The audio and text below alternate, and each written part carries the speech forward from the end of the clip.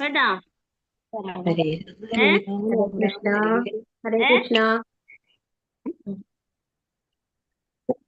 ഹരേ കൃഷ്ണ ഹരേ കൃഷ്ണ കൃഷ്ണ കൃഷ്ണ ഹരേ ഹരേ ഹരേ രാമ രാമ രാമ രാമ ഹരേ രാമ ഹരേ രാമ ഹരേ ഹരേ ഹരേ കൃഷ്ണ കൃഷ്ണ ഹരേ കൃഷ്ണ കൃഷ്ണ ഹരേ ഹരേ കൃഷ്ണ ഹരേ ഹരേ ഹരേ രാമ രാമ രാമ രാമ ഹരേ ഹരേ ഹരേ കൃഷ്ണ കൃഷ്ണ കൃഷ്ണ ഹരേ ഹരേ ഹരേ രാമ രാമ രാമ ഹരേ ഹരേ ഹരേ കൃഷ്ണ ഹരേ ഹരേ കൃഷ്ണ കൃഷ്ണ ഹരേ ഹരേ കൃഷ്ണ കൃഷ്ണ ഹരേ ഹരേ ഹരേ രാമ ഹരേ രാമ രാമ ഹരേ രാമ രാമ ഹരേ ഹരേ രാമ ഹരേ ഹരേ ഹരേ കൃഷ്ണ ഹരേ തുടങ്ങട്ടോ കൃഷ്ണ ആ, കൃഷ്ണ ഹരേ ഇനി വാ.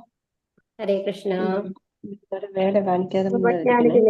ജ്ഞാനാഞ്ജനശലാകയാ ചക്ഷുരുന്മീലിതം യേന തസ്മൈ ശ്രീഗുരവേ നമഃ ശ്രീചൈതന്യമനോഭീഷ്ടം സ്ഥാപിതം യേന ഭൂതലേ സ്വയം രൂപ കഥാ മഹ്യം ദദാന്തി സ്വപദാന്തികം വന്ദേഹം ശ്രീഗുരോ ശ്രീയുതപദകമലം ശ്രീഗുരും വൈഷ്ണവാം ച ശ്രീരൂപം സാഗ്രജാതം സാഗണരഘുനാഥാനിധം താം സജീവം സാദ്വൈതം സാവധൂതം പരിജനസഹിതം ശ്രീകൃഷ്ണ ചൈതന്യദേവം ശ്രീരാധാകൃഷ്ണപാദാൻ സഗണലളിത ശ്രീവിശാഖാനിധം ഹേ കൃഷ്ണ കരുണാ സിന്ധോ ദീനബന്ധോ ജഗത്പദേ ഗോപേശ ഗോപികാ കാന്ത രാധാ കാന്ത നമോസ്തുതേ തപ്ത കാഞ്ചന ഗൗരാംഗീ രാധേ വൃന്ദാവനേശ്വരി വൃഷഭാനുസുതേ ദേവി പ്രണമാമി ഹരിപ്രിയേ വാഞ്ചാകൽപതരുഭ്യശ്ച കൃപാ സിന്ധുഭ്യ ഏവ ച പതിതാനാം പാവനേഭ്യോ വൈഷ്ണവേഭ്യോ നമോ നമഃ നമാം വിഷ്ണുപാദായ കൃഷ്ണപ്രേഷ്ഠായ ഭൂതലേ ശ്രീമതേ ജയപതാക സ്വാമിൻ ഇതി നാമിനെ നമാചാര്യപാദായ നിതായ കൃപപ്രദായിനെ ഗൗരകഥാദാമതായ നഗരഗ്രാമധാരിണേ നമാവും വിഷ്ണുപാദായ കൃഷ്ണപ്രേഷ്ഠായ ഭൂതലേ ശ്രീമതേ ഭക്തിവേദാന്ത സ്വാമിൻ ഇതി നാമിനെ നമസ്തേ സാരസ്വതേ ദേവേ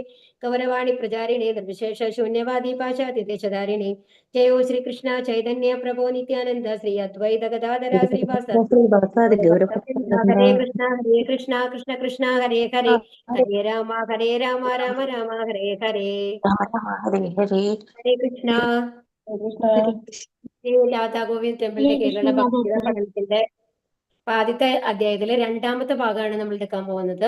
അപ്പൊ പകുതി ശ്ലോകം നമ്മൾ കഴിഞ്ഞു അല്ലെ. 23 ശ്ലോകമാണ് നമ്മൾ ഇന്നലെ നോക്കിയത്. അപ്പൊ ഇന്നലെ എന്തൊക്കെയാണ് നമ്മൾ പറഞ്ഞത്? എങ്ങനെയാണ് കുരുവംശം ഉണ്ടായത് എന്ന് പറഞ്ഞു അല്ലെ. എന്താണ് ശന്തനു മഹാരാജാവ് സത്യവതിയില് ഉണ്ടായതാണ്. ആര്? ശന്തനു മഹാരാജാവിന് ഗംഗാദേവിയിൽ ഉണ്ടായതാണ് ആര്? നമ്മുടെ ഭീഷ്മദേവർ എന്ന് പറയുന്നത്. അടുത്ത തലമുറ സത്യവതിയിൽ വരുന്നതാണ് ചിത്രാംഗനും ചിത്രവീര്യനും. പക്ഷെ അവര് കല്യാണം കഴിച്ചതാണ് അംബിക അംബാലിക. പക്ഷെ അവര് വ്യാസദേവനിലാണ് അവർക്ക് കുട്ടികൾ ഉണ്ടാവുന്നത്. അതാണ് ധൃതരാഷ്ട്രര്, പാണ്ഡു, അതുപോലെ വിതുര എന്ന് പറഞ്ഞത് അല്ലെ. അപ്പൊ ധൃതരാഷ്ട്രൻ പാണ്ഡുവാണ്. അപ്പൊ ധൃതരാഷ്ട്രനാണ് രാജാവാവേണ്ടിയിരുന്നത്. പക്ഷെ അദ്ദേഹത്തിന് കണ്ണു കാണാത്തത് കൊണ്ട് പാണ്ഡുവാണ് രാജാവായത്. പക്ഷെ പാണ്ഡു വളരെ ചെറുപ്പത്തിൽ തന്നെ മരിക്കുകയാണ്. കാലം മൃത്യു അടയാണ് ഹരേ കൃഷ്ണ. ഹരേ കൃഷ്ണ കേൾക്കുന്നില്ലേ? കേക്കണ്ട്. ഞാൻ ഇപ്പഴാ കയറിയത് മാതാജി. അതാ. ഹരേ കൃഷ്ണ. മ്യൂട്ടിലിരിക്കും മാതാജി, എന്നാലാണ് എല്ലാവർക്കും കേൾക്കാൻ പറ്റുള്ളൂ. ശരി, ഓക്കെ ഓക്കെ.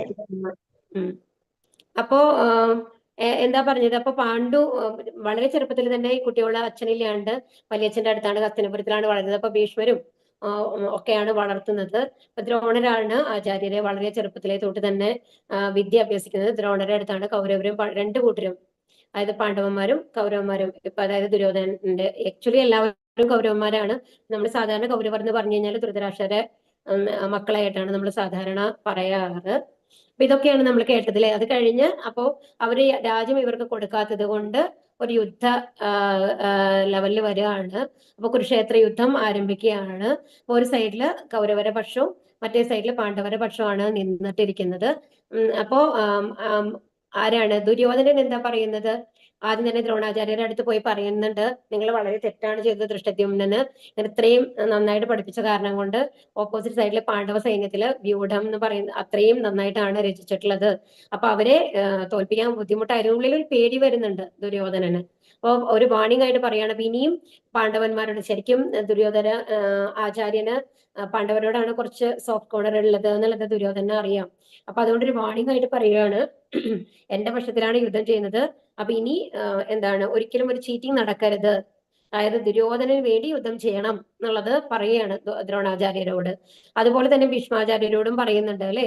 വന്നിട്ട് നമ്മൾക്ക് വലിയ സൈന്യമൊക്കെ ഉണ്ട്, അപ്പൊ എന്നാലും ശ്രദ്ധിക്കണം. അതുപോലെ മറ്റുള്ളവരോട് എന്താ പറയുന്നത്, ഭീഷ്മരെ നോക്കണം നന്നായിട്ട് എന്നൊക്കെ. അപ്പൊ അങ്ങനെ ഒരു സൈന്യാധിപന്റെ രീതിയിലുള്ള എല്ലാ സംസാരങ്ങളുമാണ് ആര് പറയുന്നത്, ദുര്യോധനൻ. പക്ഷെ ഒരിക്കലും എന്താ നമ്മൾക്ക് അവിടെ വ്യത്യാസം കാണിക്കുന്നുണ്ടെങ്കിൽ, ദുര്യോധനന്റെ ഉള്ളിൽ ആ ബഹുമാനമല്ല കാണിക്കുന്നത്, അധികാരമാണ് കാണിക്കുന്നത്.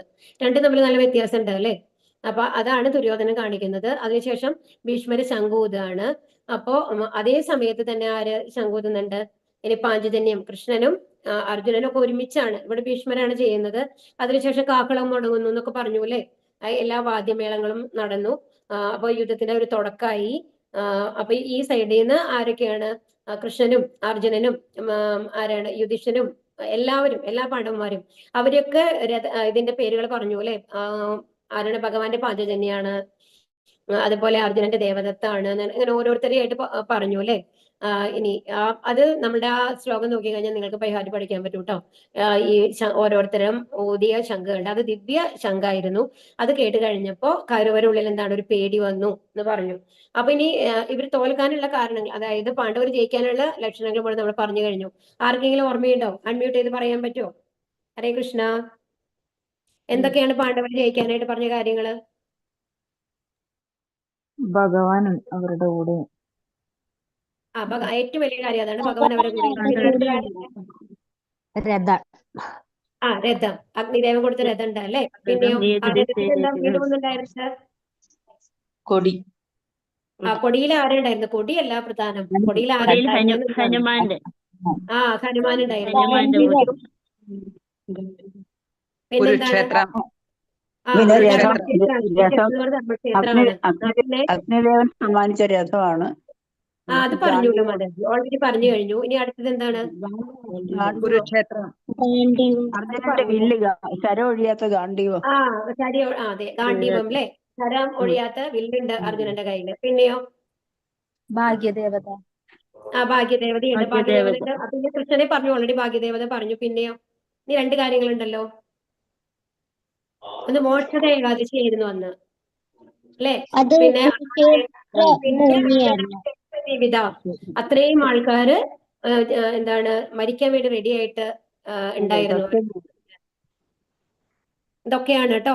അപ്പൊ എല്ലാവർക്കും ഒരുമാതിരിയൊക്കെ ഓർമ്മയുണ്ട് അല്ലെ? അപ്പൊ ഇതൊക്കെയാണ് അവര് ജയിക്കാനുള്ള കാരണമായിട്ട് പറഞ്ഞത്. അപ്പൊ അതില് ഒരു കാരണമാണ് ഈ ദിവ്യ ശംഖുകളുടെ ആ ശബ്ദം കേൾക്കുമ്പോൾ തന്നെ മറ്റുള്ളവർ, അതായത് കൗരവരുടെ സൈന്യത്തിലുള്ള എല്ലാവർക്കും ഉള്ളിൽ ഒരു പേടി തോന്നി എന്നാണ് പറയുന്നത്. അപ്പൊ ഇനി എന്താണ്? ഇപ്പൊ ദുര്യോധനന്റെ ഇതൊക്കെ കഴിഞ്ഞു.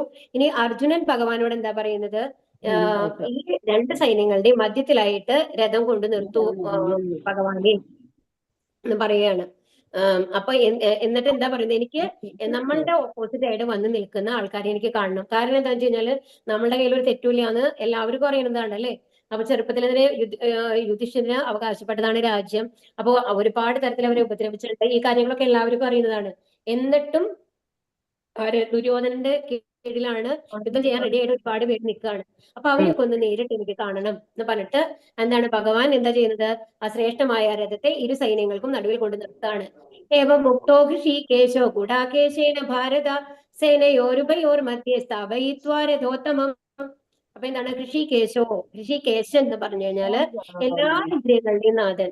അതായത് ഇന്ദ്രിയങ്ങളെല്ലാം ഭഗവാന്റെ അടിമയാണ്. നമ്മൾ പറഞ്ഞു അല്ലെ? നമ്മളെല്ലാം ആരാണ്? ശാശ്വതാംശങ്ങളാണ്, ഭഗവാന്റെ ശാശ്വതമായിട്ടുള്ള അംശങ്ങളാണ്, നമ്മളുടെ ഭൗതിക ശരീരമല്ല.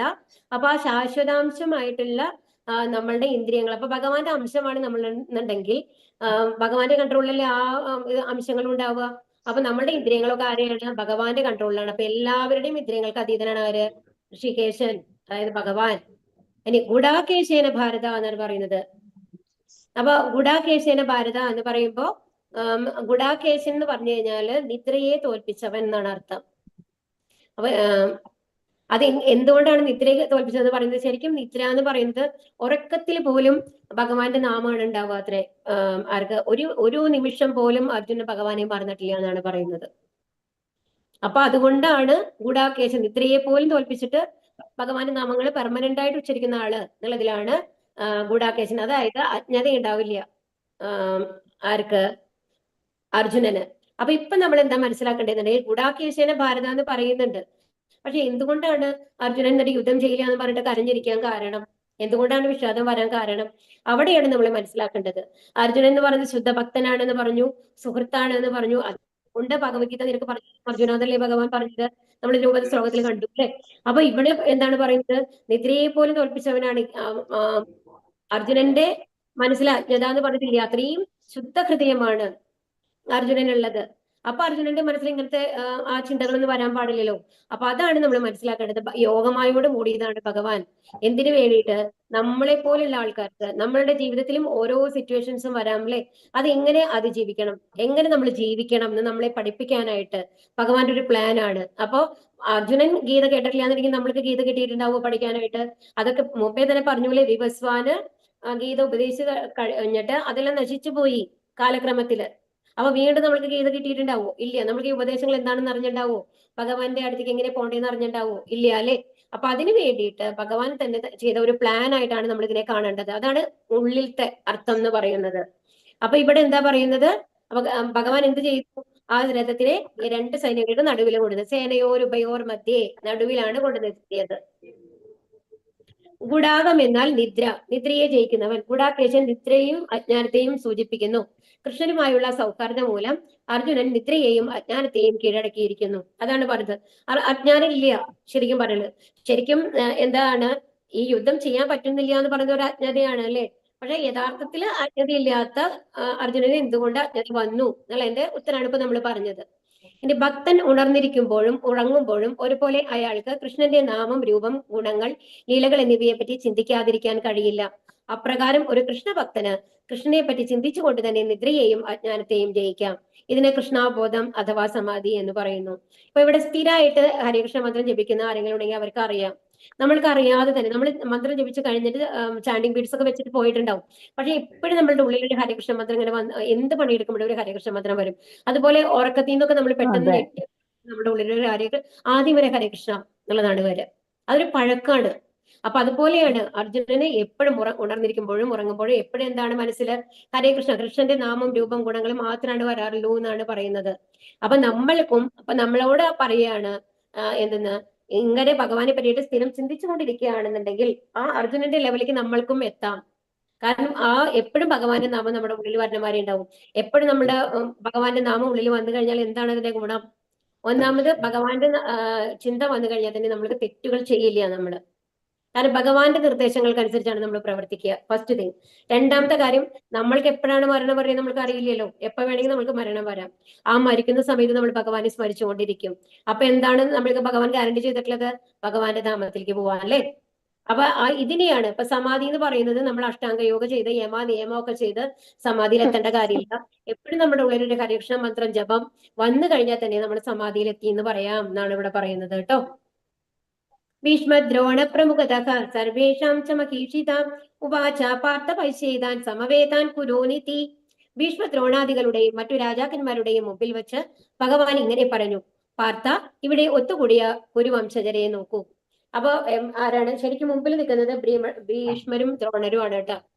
ഇവിടെ നമ്മൾ മനസ്സിലാക്കേണ്ട ഒരു കാര്യമുണ്ട്. നേരെ ഒരു പക്ഷേ അർജുനനെ നേരെ ദുര്യോധനന്റെ മുമ്പിലാണ് കൊണ്ടു നിർത്തിയെന്ന് വിചാരിക്കും ആ രഥം. അങ്ങനെയാണെങ്കിൽ എന്തായിരുന്നുണ്ടാവും? ഒരുപക്ഷെ ദേഷ്യം കൊണ്ട് അർജുനൻ യുദ്ധം ചെയ്തിട്ടുണ്ടാവാം. പക്ഷെ ഇവിടെ ആരും മുമ്പിലാണ് പോയി നിൽക്കുന്നതെന്ന് ആലോചിക്കൂ. ഭീഷ്മ ദ്രോണ പ്രമുഖതഃ, മുമ്പിൽ നിൽക്കുന്നത് ഭീഷ്മാചാര്യരും ദ്രോണാചാര്യരുമാണ്. അതുപോലെയുള്ള ഗുരുജനങ്ങളുടെ മുമ്പിലാണ് ഈ രഥം കൊണ്ടുവന്ന് നിർത്തിയിട്ടുള്ളത്. അപ്പോ എന്താണ് ആദ്യം കാണുന്നത്? ആരെയാണ്? ഭീഷ്മരെ, പിതാമഹൻ. അച്ഛൻ മരിച്ചപ്പോ അച്ഛനേക്കാളും കൂടുതൽ സ്നേഹം കൊടുത്ത് വളർത്തിയതാണല്ലേ ഭീഷ്മര്. അതുപോലെ തന്നെ ദ്രോണരോ ഏറ്റവും ആദ്യമായിട്ട് കയ്യില് അമ്പും വില്ലും പിടിപ്പിച്ചത് ആരാണ്? അർജുനന്റെ കയ്യില് ദ്രോണരാണ്. അതും അത്രയും ചെറുപ്പത്തിൽ. ഹരേ കൃഷ്ണ, ദയവ് ചെയ്ത് എല്ലാവരും ഒന്ന് മ്യൂട്ട് ചെയ്യൂ. എനിക്ക് കേൾക്കാൻ സാധിക്കില്ല. എന്തെങ്കിലും ഒരു ചോദ്യം ഞാൻ ചോദിക്കുകയാണെങ്കിൽ ആ സമയത്ത് അൺമ്യൂട്ട് ചെയ്ത് പറഞ്ഞാൽ മതി കേട്ടോ. ഹരേ കൃഷ്ണ.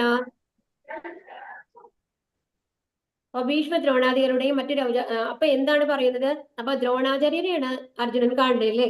അപ്പൊ ഒന്ന് ആലോചിച്ച് നോക്കൂ. അപ്പൊ നമ്മളെ കൊച്ചു കയ്യില് അമ്പുവിലൊക്കെ പഠിപ്പിച്ചത് ഇങ്ങനെയാണ് അർജുന യുദ്ധം ചെയ്യേണ്ടത്, ഇങ്ങനെയാണ്, നീ ഒരു ക്ഷത്രിയനാണ് എന്നൊക്കെ പറഞ്ഞ് പഠിപ്പിച്ച ആചാര്യനാണ് മുമ്പിൽ നിൽക്കുന്നത്. അതുപോലത്തെ അമ്മാമ്മമാരും അങ്ങനത്തെ ആൾക്കാരാണ് എല്ലാവരും മുമ്പിലുള്ളത്. അപ്പൊ ഈ കുരുവംശരെ നോക്കൂ എന്നുള്ളത് ഭഗവാൻ പറയുകയാണ്. അർജുനനെ സംബന്ധിച്ചിടത്തോളം പാർത്ഥ അല്ലെങ്കിൽ കുന്തിപുത്ര എന്ന സംബോധന അർത്ഥവത്താണ്. തന്റെ പിതാവായ വാസുദേവരുടെ സഹോദരിയുടെ മകനായതുകൊണ്ടാണ് താൻ അർജുനന്റെ തേരാളി പദം സ്വീകരിച്ചതെന്ന് ഒരു സുഹൃത്ത് എന്ന നിലയിൽ കൃഷ്ണൻ അർജുനനെ അറിയിക്കുന്നു. അപ്പൊ ഇവിടെ കൃഷ്ണൻ എങ്ങനെയാണ് കാണുന്നത്? അർജുനന്റെ ഒരു സുഹൃത്തായിട്ടാണ് കാണുന്നത് അല്ലെ. അപ്പം ഇന്നലെ നമ്മൾ പറഞ്ഞു ശൂരസേനന്റെ മകളാണ് ആര്? കുന്തിദേവി. അവര് ശൂരസേനന്റെ മകനെ തന്നെയാണ് വാസുദേവൻ. അവര് സിബ്ലിങ്സ് ആണ്, ബ്രദർ സിസ്റ്റർ ആണ്. അപ്പോ സ്വന്തം എന്താണ് കസിൻസ് ആയതുകൊണ്ടാണ്, സഹോദരിയുടെ മകൻ ആയതുകൊണ്ടാണ് അർജുനന്റെ തേരാളി പദം സ്വീകരിച്ചത്. അതും അർജുനൻ താഴെയാണ്. ഒരു വാത്സല്യമുണ്ട് കൃഷ്ണന് അർജുനനോട്, സ്നേഹവും വാത്സല്യവും കൂടിയിട്ടുള്ള ഒരു ഭാവമാണ് അർജുനത് സുഹൃത്തായിട്ടുള്ളത്. അപ്പോ അതുകൊണ്ട് എന്നാൽ യുധിഷ്ഠിരനോട് ജ്യേഷ്ഠ ഭാവമാണ്, ബഹുമാനാണുള്ളത് കൃഷ്ണന്. അപ്പോ അർജുനനെയാണ് സുഹൃത്തായിട്ട് കണക്കാക്കിയിട്ടുള്ളത്. അപ്പോ കൃഷ്ണൻ അർജുനനോട് എന്താ പറയുന്നത്? ഞാൻ നിന്റെ തേരാളി പദം എടുക്കാൻ തന്നെ കാരണം നീ എന്റെ അമ്മായിയുടെ മകനായതുകൊണ്ടാണ്, നീ എന്റെ സുഹൃത്തായതുകൊണ്ടാണ് എന്നുള്ളത് പറയുകയാണ്. കുരുക്കളി നോക്കൂ എന്ന വാക്ക് തന്റെ പിതൃ സഹോദരി പുത്രനിൽ നിന്ന് അത്തരം പെരുമാറ്റം കൃഷ്ണൻ പ്രതീക്ഷിച്ചിരുന്നില്ല. അർജുനന്റെ മനോഭാവത്തെ പറ്റി സൗഹൃദമായ ഒരു പ്രവചനമാണിത്. അപ്പോ കുരുക്കളെ നോക്കൂ, അതായത് ഇതിൽ പറയുന്നത് മുമ്പിലെ കുരുക്കളാണ് നിൽക്കുന്നത്, അവരെ നോക്കൂ എന്നാണ് പറയുന്നത്. അത് എന്താണ് ഇവിടെ പറയുന്നത് എന്നുണ്ടെങ്കിൽ, ഭഗവാൻ ഒരിക്കലും വിചാരിച്ചിട്ടില്ല അർജുനന് ഇങ്ങനെ പറയുമെന്ന്. നേരെ യുദ്ധം ചെയ്യാൻ തുടങ്ങുന്നതാണ് വിചാരിച്ചിരുന്നത്. പക്ഷെ അർജുനൻ എന്താ പറയുക? എനിക്ക് എല്ലാവരെയും ഒന്ന് കാണണം, അനലൈസ് ചെയ്യണം എന്നൊക്കെയാണ് അർജുനൻ പറയുന്നത്. അപ്പൊ അതുകൊണ്ടാണ് അർജുനൻ പറയുന്നത്, ഓക്കെ നീ പറഞ്ഞ മാതിരി ഞാൻ ചെയ്യുന്നുണ്ട്, അപ്പൊ എന്തോ നല്ലതല്ല നടക്കാൻ പോണേന്നുള്ള ഒരു ഇത് ഉള്ളിൽ വരണ മാതിരിയാണ് അത് പറയുന്നത്. കാരണം ഇനിയും എന്തെങ്കിലും കൺഫ്യൂഷൻ വരാൻ പോകുന്നുണ്ട് എന്നുള്ളത് ഭഗവാന് മുമ്പേ തന്നെ, എല്ലാം ഭഗവാനല്ലേ, ഭഗവാൻ അറിയാത്ത കാര്യങ്ങളുണ്ടോ? അങ്ങനെ തോന്നുകയാണ്. തത്ര പശ്യസ്ഥിതാൻ പാർത്ത പിതൃനാഥ പിതാൻ മഹാൻ ആചാര്യൻ മാതുലാൻ ഭ്രാതൃപുത്രാൻ പൗത്രാൻ സഖീം തഥാ ശശിരാൻ സുഹൃതശ്ചൈവ സേനയോരുഭയോരപി. ആ യുദ്ധരംഗത്തിൽ ഇരു സൈന്യങ്ങളുടെയും മധ്യത്തിൽ പിതൃതുല്യരെയും പിതാമഹരെയും ഗുരുജനങ്ങളെയും മാതുരന്മാരെയും സഹോദരന്മാർ, മക്കൾ, പൗത്രന്മാർ, സുഹൃത്തുക്കൾ, ഭാര്യാപിതാക്കൾ എന്നിവരെയും അർജുനൻ കണ്ടു. അപ്പൊ അർജുനൻ വന്ന് ഇപ്പോഴാണ് അർജുനൻ കാണുന്നത് കേട്ടോ. തത്ര പശ്യസ്ഥിതാൻ പാർത്ത, അങ്ങനെ നിന്നുകൊണ്ട് അർജുനൻ നോക്കുകയാണ്. ആരെയൊക്കെ കണ്ടത്? പിതൃനാഥ പിതാമഹാൻ, ആചാര്യൻ മാതുലാൻ, ഭ്രാതൃപുത്രാൻ പൗത്രാൻ സഖീം സദാ, തന്റെ റിലേഷൻസ് ആയിട്ടുള്ള എല്ലാവരെയും. ആരാണ്? പിതൃതുല്യന്മാരെ, പിതാമഹന്മാരെ, ഗുരുജനങ്ങളെ, മാതുലന്മാരെ, സഹോദരന്മാരെ, മക്കളെ, പൗത്രന്മാരെ, സുഹൃത്തുക്കളെ, ഭാര്യാപിതാക്കന്മാർ എന്നിവരും. അപ്പൊ ഇതിൽ ദുര്യോധനന്റെ മക്കളും അങ്ങനെയൊക്കെ വരുന്നുണ്ടല്ലോ, പൗത്രന്മാരെ, മക്കളുടെ മക്കളൊക്കെ വരും. ഇപ്പൊ അർജുനന്റെ തന്നെ ആരാണ്? അഭിമന്യു ഉണ്ട്. അഭിമന്യുവിന്റെ ഇതിലാണ് പരീക്ഷ വരുന്നത് അല്ലേ. അപ്പൊ അർജുനന്റെ മകനായിട്ടുള്ള മകന്റെ ലെവലിൽ വരേക്കുള്ള ആൾക്കാർ മുഴുവൻ അവിടെ വന്നിട്ടുണ്ട്, യുദ്ധത്തിൽ പങ്കെടുക്കാനായിട്ട്, ചെയ്യാനായിട്ട് വന്നിട്ടുണ്ട്. അപ്പൊ പുത്രതുല്യന്മാരായിട്ടുള്ള ആൾക്കാരും ഉണ്ട് അപ്പുറത്ത്. അപ്പൊ എല്ലാവരും ഇങ്ങനെ കാണുകയാണ് അർജുനൻ. എന്നിട്ടോ താൻ സമീക്ഷ്യ സ കൗന്ദേയ സർവാൻ ബന്ധൂൻ അവസ്ഥിതാൻ കൃപയാ പരയാ വിഷ്ടോ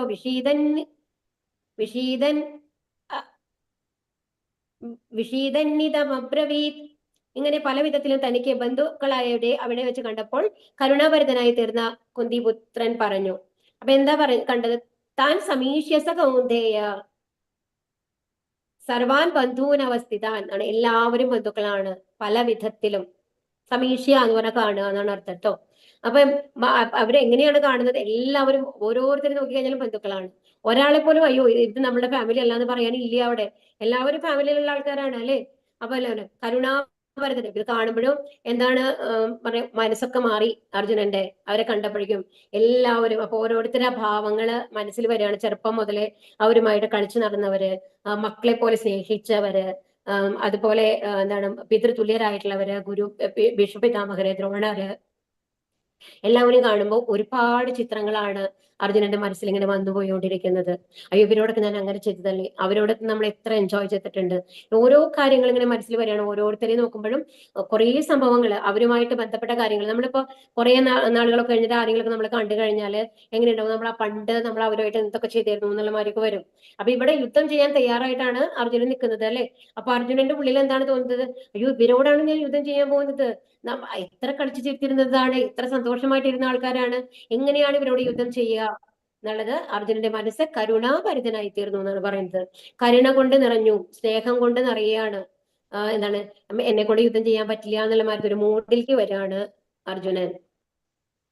അപ്പൊ ഇനി എന്തുകൊണ്ടൊക്കെയാണ് അർജുനന് ഇത് തോന്നിയത്, എന്താണ് മനസ്സിൽ എങ്ങനെയൊക്കെയാണ് കരുണ വന്നത് എന്നുള്ളതാണ് ഇവിടെ പറയുന്നത്. അർജുന ഉവാച ദൃഷ്ടേമം സ്വജനം കൃഷ്ണ യുയുത്സും സമുപസ്ഥിതം സീതന്തി മമ ഗാത്രാണി മുഖം ച പരിശുഷ്യതി. അർജുനൻ പറഞ്ഞു, യുദ്ധത്തിനൊരുങ്ങി വന്നിട്ടുള്ള ഈ ബന്ധുമിത്രാദികളെ കണ്ടിട്ട് എന്റെ അവയവങ്ങൾ തളരുന്നു, മുഖം വരളുന്നു. അർജുനൻ എന്താ പറയുന്നത്?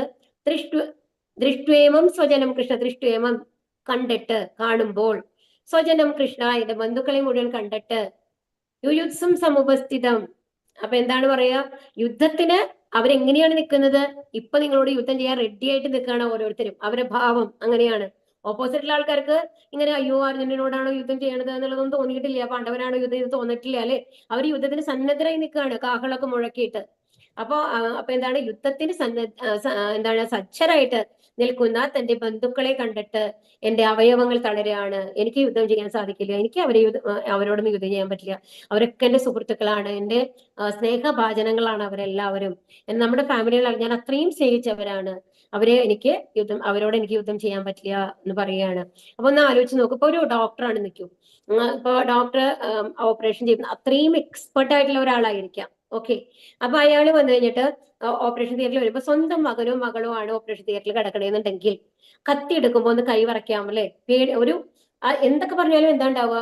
അയ്യോ എന്റെ മോനെ. അപ്പം അധികവും സ്വന്തം മകളുടെ കാര്യം വരുമ്പോ ഈ ഡോക്ടർമാരൊക്കെ വേറെ ആരെങ്കിലാണ് ഏൽപ്പിക്കുക. അത് എന്തുകൊണ്ടാണ്? എന്താ അവർക്ക് വിവരമില്ലേ? അവർക്ക് അറിയില്ലേ? ഇത്രയും ആൾക്കാർ ഓപ്പറേഷൻ ചെയ്തിട്ടുള്ളതല്ലേ. പക്ഷെ എന്തുകൊണ്ടാണ്? അപ്പൊ സ്വന്തം എന്ന് പറയുമ്പോ ആ ഉള്ളിൽ ഒരു പേടി വരും.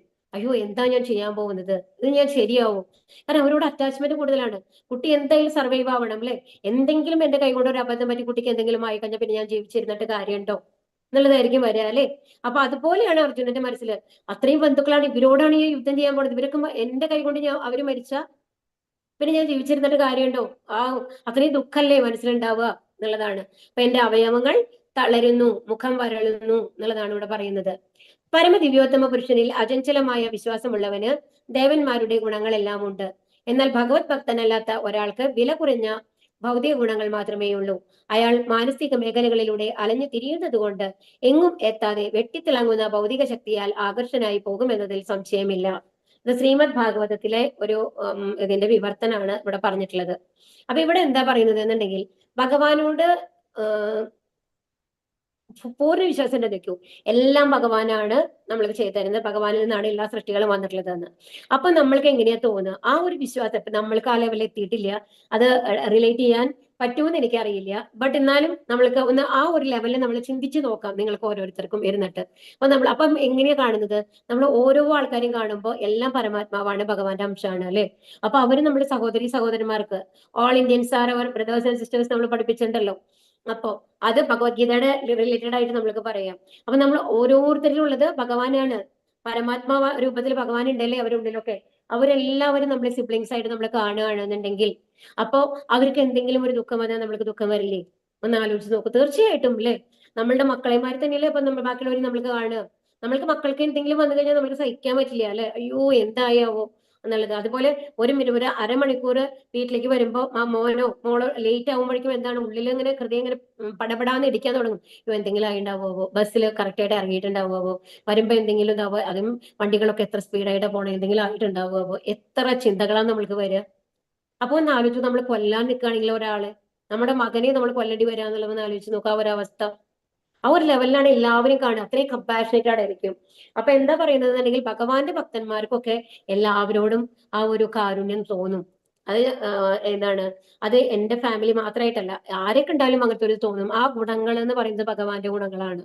പക്ഷേ ഇതേ സമയം നമ്മൾക്ക് ഭൗതിക ഗുണങ്ങൾ മാത്രമാണ് ഉള്ളത് എന്നുണ്ടെങ്കിൽ നമ്മൾ ധൃതരാഷ്ട്രരെയോ ദുര്യോധനന്റെ പോലെ ആയിരിക്കും.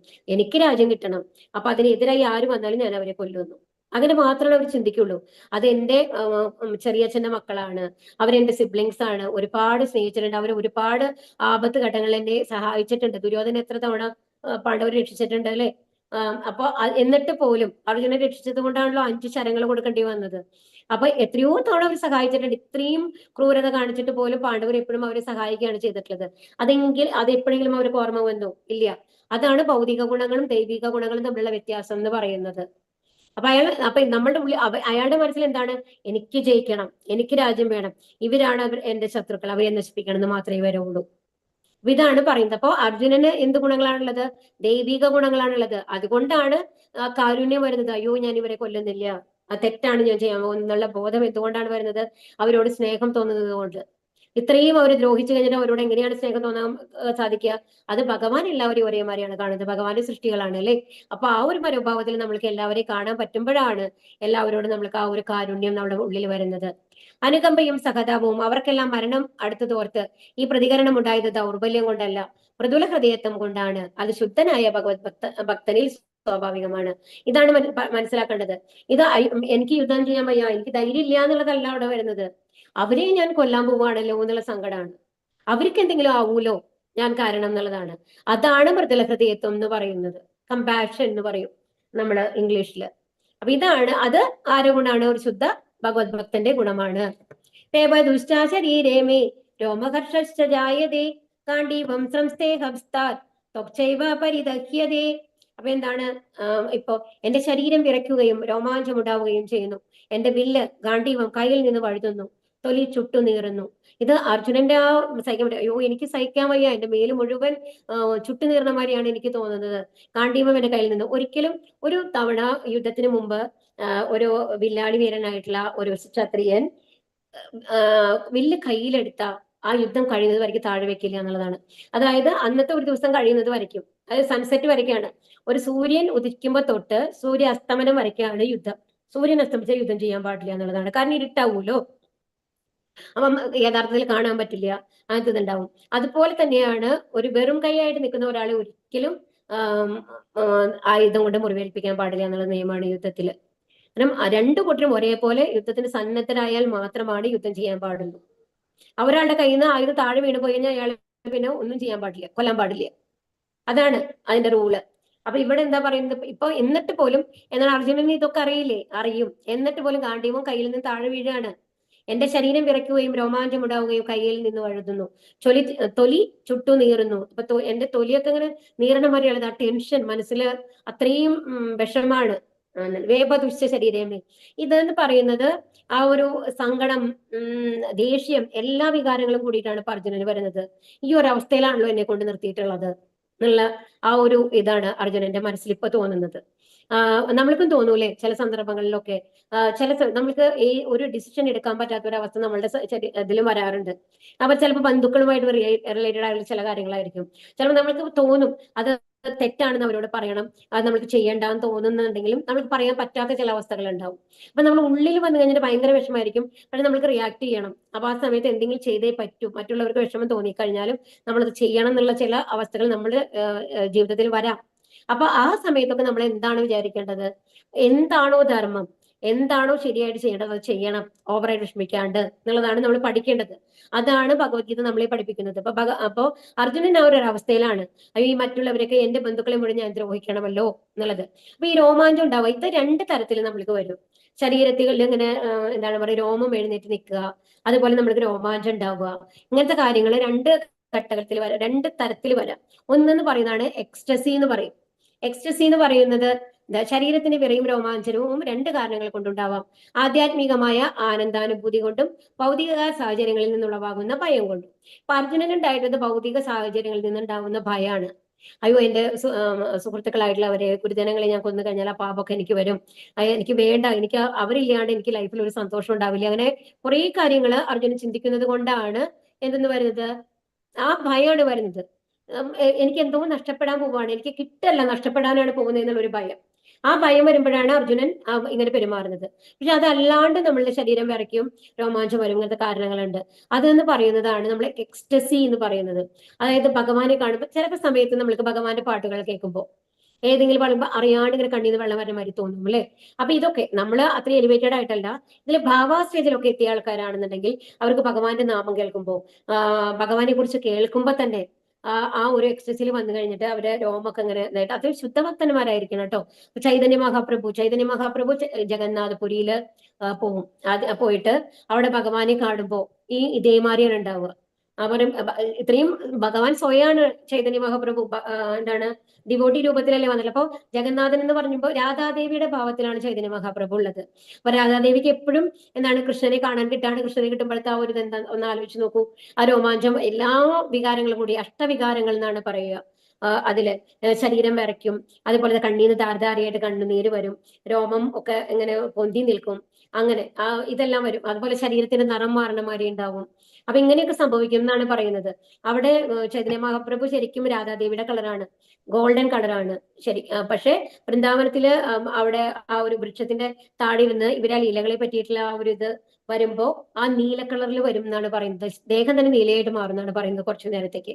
അപ്പൊ അത്രയും എലിവേറ്റഡ് ആയിട്ടുള്ള ആൾക്കാർക്ക് അങ്ങനത്തെ എന്താണ് ഭഗവാനെ കുറിച്ച് കേൾക്കുമ്പോ തന്നെ ഈ വികാരങ്ങളൊക്കെ വരുന്നത്. കാരണം അവർക്ക് ഭഗവാനെ നേരിട്ട് ദർശിക്കാൻ സാധിക്കും, എല്ലാ ലീലകളും കാണാൻ സാധിക്കും. അപ്പൊ അത് കാണുമ്പോൾ അവർ ശരീരത്തിന് വരുന്ന വിറയ, രോമാഞ്ചൽ, ഇതൊക്കെ പറയുന്നത് ആധ്യാത്മിക ആനന്ദാഭൂതി. അത് ആനന്ദാണ്. അവരൊന്നും അറിയില്ല, അവരുടെ ശരീരത്തിന് എന്താ സംഭവിക്കണമെന്ന് കൂടെ അറിയില്ല. എപ്പിലെപ്സി മാതിരിയാണ് ആ സമയത്ത് അവരുടെ ദേഹമൊക്കെ ഉണ്ടാവുക. അപ്പൊ അതുപോലെ പക്ഷെ ഇവിടെ അർജുനൻ എന്താണ്, ഭൗതിക സാഹചര്യങ്ങളെ കൊണ്ടുള്ള ഭയം കൊണ്ടാണ് അത് വരുന്നത്. ഗാണ്ഡീവം എന്ന തന്റെ പ്രശസ്തമായ ധനുസ് കയ്യിൽ നിന്നും ഊർന്നു വീഴുന്നതും ഹൃദയത്തിലെ നീറ്റൽ തൊലിപ്പുറത്ത് അനുഭവപ്പെടുന്നതും അദ്ദേഹത്തിനുണ്ടായ അസ്വസ്ഥതയുടെ മറ്റു ലക്ഷണങ്ങളാണ്. അപ്പൊ അതുകൊണ്ടാണ് ഇപ്പൊ അവിടെ ഉള്ളിൽ വന്നതിൽ ടെൻഷൻ കൂടുമ്പോഴാണ് അയാൾക്ക് തോന്നുകയാണ് ഇങ്ങനെ കൈയൊക്കെ ചുട്ടുനീറാണ്, എന്താണ് ഹൃദയത്തിൽ ഇങ്ങനെ വിങ്ങണമായി. നമുക്ക് ചിലപ്പോൾ തോന്നില്ല, ചില സമയത്ത് നമുക്ക് തോന്നും നമ്മുടെ ഹൃദയത്തിൽ ഇങ്ങനെ എന്തോ മാറിയുണ്ട്, എനിക്ക് എന്താന്ന് അറിയൂടെ, എന്തോ ഒരു മനസ്സിൽ വിഷമം പോലെ തോന്നുന്നു. ചില സമയത്ത് നമുക്ക് അറിയാതെ വരും, ചിലപ്പോൾ കാരണങ്ങളൊന്നും നമ്മൾക്ക് അറിയില്ല. അപ്പൊ അതുപോലെ അതാണ് ഹൃദയത്തിന്റെ വിങ്ങൽ, അതായത് എന്തോ ഒരു അസ്വസ്ഥത. ഇതെല്ലാമാണ് അർജുനന് തോന്നുന്നത്. ഇവയെല്ലാം ജീവിതത്തെക്കുറിച്ചുള്ള ഭൗതിക ചിന്താഗതികൾ മൂലമുണ്ടാവുകയാണ്. അപ്പൊ ഇത്തരത്തിലുള്ള അവസ്ഥകൾ എപ്പോഴാണ് വരുന്നത്, നമ്മൾ ഓവർ തിങ്കിങ് എന്ന് പറയില്ലേ. അപ്പൊ ഒരു സിറ്റുവേഷനെ കുറിച്ചിട്ട് നമ്മൾ ഓവറായിട്ട് അനലൈസ് ചെയ്യുമ്പോൾ അത് അങ്ങനെയാവോ, ഇതെങ്ങനെയാവോ, അങ്ങനെ വരുമ്പോഴാണ്. അപ്പൊ ഓവർ ചിന്തകൾ പാടില്ല നമ്മുടെ ലൈഫിൽ. നമ്മൾ എന്ത് ചെയ്യണം, നമ്മൾക്ക് അറിയാത്ത കാര്യങ്ങളാണെങ്കിൽ ഭഗവാനിൽ സമർപ്പിക്കുക, ഹരേ കൃഷ്ണ മന്ത്രം ചൊല്ലുക. അപ്പൊ നമ്മൾക്കൊരു എന്തെങ്കിലും ഒരു വഴി ഭഗവാൻ കാണിച്ചു തരും. അല്ലാതെ നമ്മൾ സ്ട്രെസ് എടുത്തതുകൊണ്ടോ നമ്മൾ ഓവറായിട്ട് തിങ്ക് ചെയ്ത് അയ്യോ അങ്ങനെ നടക്കാവോ, എന്താ നാളെ സംഭവിക്കാൻ പോണേ, എനിക്ക് എന്തെങ്കിലും സംഭവിക്കുമോ, എന്റെ ഫാമിലിക്ക് എന്തെങ്കിലും സംഭവിക്കുമോ, ഇങ്ങനെയൊക്കെ നമ്മൾ ചിന്തിച്ചു കൊണ്ടിരുന്നു കഴിഞ്ഞാൽ ഇന്ന് എന്റെ ഓഫീസിൽ എന്താ നടക്കാൻ പോണെന്ന് അറിഞ്ഞൂടാ, എനിക്ക് മര്യാദയ്ക്ക് ജോലി ചെയ്യാൻ പറ്റുമോ, അത് മറ്റുള്ളവർ എന്നെ കളിയാക്കുന്ന ഒരു അവസ്ഥ വരുമോ, ഇങ്ങനെയൊക്കെ നമ്മൾ ചിന്തിച്ചിട്ട് ഒരു പ്രവൃത്തി ചെയ്യാൻ തുടങ്ങി ഒരിക്കലും അങ്ങനത്തെ പ്രവൃത്തികൾ നേരെയാവാൻ പോണില്ല. എപ്പോഴും നമ്മുടെ ഉള്ളിൽ ഒരു ധൈര്യം വരണോർത്ത് വെച്ച് കാണാം. കാരണം ഭഗവാൻ കൂടെയുണ്ട് എന്നുള്ള ഒരു വിശ്വാസമുള്ള ആൾക്കാർക്ക് ഈ പേടി ഉണ്ടാവില്ല. അപ്പൊ ഈ അർജുനന്റെ ഭയം മൂലമാണ്, ഭൗതിക ചിന്താഗതികൾ മൂലമാണ് ഇത്തരത്തിലുള്ള ഒരു ആശങ്ക ഉള്ളിൽ വരുന്നത്. ശക്നോമ്യവസ്ഥാതും ഭ്രമതീവ ച മേ മനഃ നിമിത്താനി ച പശ്യാമി വിപരീതാനി കേശവ. എനിക്ക് ഇപ്പോൾ ഉറച്ചു നിൽക്കാൻ കൂടി സാധിക്കുന്നില്ല, ഞാൻ എന്നെ തന്നെ മറന്നു പോകുന്നു, മനസ്സ് ചുറ്റിക്കറങ്ങുന്നു. അല്ലയോ കൃഷ്ണ, കേശവ, കേശി എന്ന അസുരനെ വർദ്ധിച്ചവൻ, ദൗർഭാഗ്യ ലക്ഷണങ്ങളാണ് ഞാൻ എല്ലായിടത്തും കാണുന്നത്. അപ്പൊ ഇവിടെ എന്താ പറയുന്നത്, എനിക്ക് ഉറച്ചു നിൽക്കാനും കൂടി, അതാണ് നമ്മളുടെ മനസ്സിൽ ഓവറായി ടെൻഷൻ വന്നു കഴിഞ്ഞാല് ഇപ്പൊ ചിലവരുണ്ടല്ലേ, ആരെങ്കിലും നമ്മുടെ അത്രയും വേണ്ടപ്പെട്ട ആരെങ്കിലും മരിച്ച കേട്ട അങ്ങനത്തെ ഫേസ് ചെയ്ത ആരെങ്കിലും ഉണ്ടോ എന്ന് അറിയില്ല എനിക്ക്. അങ്ങനത്തെ ഒരു അവസ്ഥ വരുമ്പോൾ നമ്മൾ അറിയാണ്ട് നമ്മൾ ബോധം കെട്ടുപോകും. എങ്ങനെയാണ് സംഭവിക്കണത്, നമുക്ക് താങ്ങാൻ പറ്റുന്നില്ല, മനസ്സിനെ സ്ട്രെസ് താങ്ങാൻ പറ്റാണ്ടാവുമ്പോ. അതുപോലെ തന്നെ എന്തൊക്കെയോ ഇങ്ങനെ പിച്ചും പേയും വിളിച്ച് പറയുന്ന പോലെ വിളിച്ച് പറയും അല്ലേ. അതൊക്കെ എന്തുകൊണ്ടാണ്, നമ്മളുടെ മനസ്സിനെ നമുക്ക് നിയന്ത്രിക്കാൻ സാധിക്കില്ല. അപ്പൊ നമ്മൾ ആ ദുഃഖത്തിൽ മുഴുകി പോവാണ്. അപ്പൊ ഈ അർജുനന് ഇപ്പൊ അവസ്ഥയാണ്, ഇപ്പൊ ഞാൻ ഇവരെ ഞാനാണ് കൊല്ലാൻ പോകുന്നത് എന്നുള്ളതാണ് അർജുനന്റെ ടെൻഷൻ. വേറെ ആരെങ്കിലും നമ്മൾ യുദ്ധാണെന്നുണ്ടെങ്കിൽ അതിന് ഇത്രയ്ക്ക് ടെൻഷൻ എടുത്തിട്ടുണ്ടാവില്ല. എന്റെ കൈകൾ കൊണ്ടാണ് അവർ മരിക്കാൻ പോകുന്നത് എന്നുള്ളതാണ് അർജുനന്റെ ടെൻഷൻ. പലയോ കൃഷ്ണ കേശവ. അപ്പൊ ഇവിടെ കേശവ എന്നാണ് വിളിക്കുന്നത്. അപ്പൊ കേശവൻ എന്ന് പറഞ്ഞത് ആരാണ്, കേശി എന്ന അസുരനെ വധിച്ചവനാണ്. അപ്പൊ ഇവിടെ അർജുനൻ എന്താ പറയുന്നത്, അർജുനൻ ഭഗവാനോട് എന്തുകൊണ്ടാണെങ്കിൽ എണ്ണി പറക്കണേ, പറയും അങ്ങ് കേശി എന്നുള്ള അസുരന്മാരൊക്കെ അത്ര ഈസി ആയിട്ട് വധിക്കുന്ന ആളല്ലേ, എന്റെ മനസ്സിലുള്ള ഈ ആശങ്കകൾക്കും അങ്ങക്ക് തീർത്തു തരാൻ പറ്റും എന്നുള്ള ലെവലിലാണ് അർജുനൻ ഇവിടെ സംസാരിക്കുന്നത്. അപ്പൊ അസുര ഗുണങ്ങളെ മുഴുവൻ നശിപ്പിക്കാൻ കഴിവുള്ള അങ്ങക്ക് എന്റെ ആശങ്കയും മനസ്സിലാവും, എന്റെ ആശങ്കയും അങ്ങക്ക് തീർത്തു തരാൻ പറ്റില്ലേ എന്നുള്ള മാതിരിയാണ് അർജുനൻ പറയുകയാണ് എല്ലാ കാര്യങ്ങളും. അപ്പൊ എന്താണ് പറയുന്നത്, എനിക്ക് ഇപ്പോൾ ഉറച്ചു നിൽക്കാൻ കൂടി സാധിക്കുന്നില്ല, ഞാൻ എന്നെ തന്നെ മറന്നു പോകും, ഞാൻ എല്ലാം മറന്നു പോവാണ്, ഞാൻ ആരാണെന്നും കൂടി എനിക്കിപ്പോ ഓർമ്മയില്ല, മനസ്സ് ചുറ്റിക്കറങ്ങുന്നു, തല ചുറ്റണ മാതിരിയാണ് എന്റെ അവസ്ഥയുള്ളത്, ചുറ്റും ദൗർഭാഗ്യ ലക്ഷണം. എന്തുകൊണ്ടാണ് ദൗർഭാഗ്യ ലക്ഷണങ്ങൾ കാണുന്നത്, അർജുനൻ എന്താണ് കാണുന്നത്, ഇവർ ഓരോരുത്തരും മരിക്കാനാണ് പോകുന്നത്. അത് കഴിഞ്ഞിട്ട് ഞാൻ ഈ രാജ്യം എന്റെ രാജ്യമാണെന്ന് പറഞ്ഞ് ഞാൻ എന്നിട്ട് വല്ല കാര്യമുണ്ടോ, ഞാൻ എങ്ങനെയാണ് ഇവരെയൊക്കെ വധിക്കാൻ പറ്റുക, അവരെന്നോട് ഒരു ദ്രോഹവും ചെയ്തിട്ടില്ല, ദ്രോഹം ചെയ്തിട്ടുള്ളത് ആകൂടി ചെയ്തിട്ടുള്ളത് ആരാണ്? ദുര്യോധനനും. അത് എല്ലാ സഹോദരന്മാരും കൂടി നമുക്ക് പറയാൻ പറ്റില്ല അല്ലേ. ചില സഹോദരന്മാരാണ് ദുശാസനന്മാരുള്ള കുറച്ച് ആൾക്കാരാണ് ഭയങ്കര അഗ്രസീവായിട്ട് ഉണ്ടായിരുന്നിട്ടുള്ളത്. മറ്റവരൊക്കെ ആ സുഹൃത്തുക്കളായിട്ട് ഇരുന്നിരുന്ന ആൾക്കാരല്ലേ.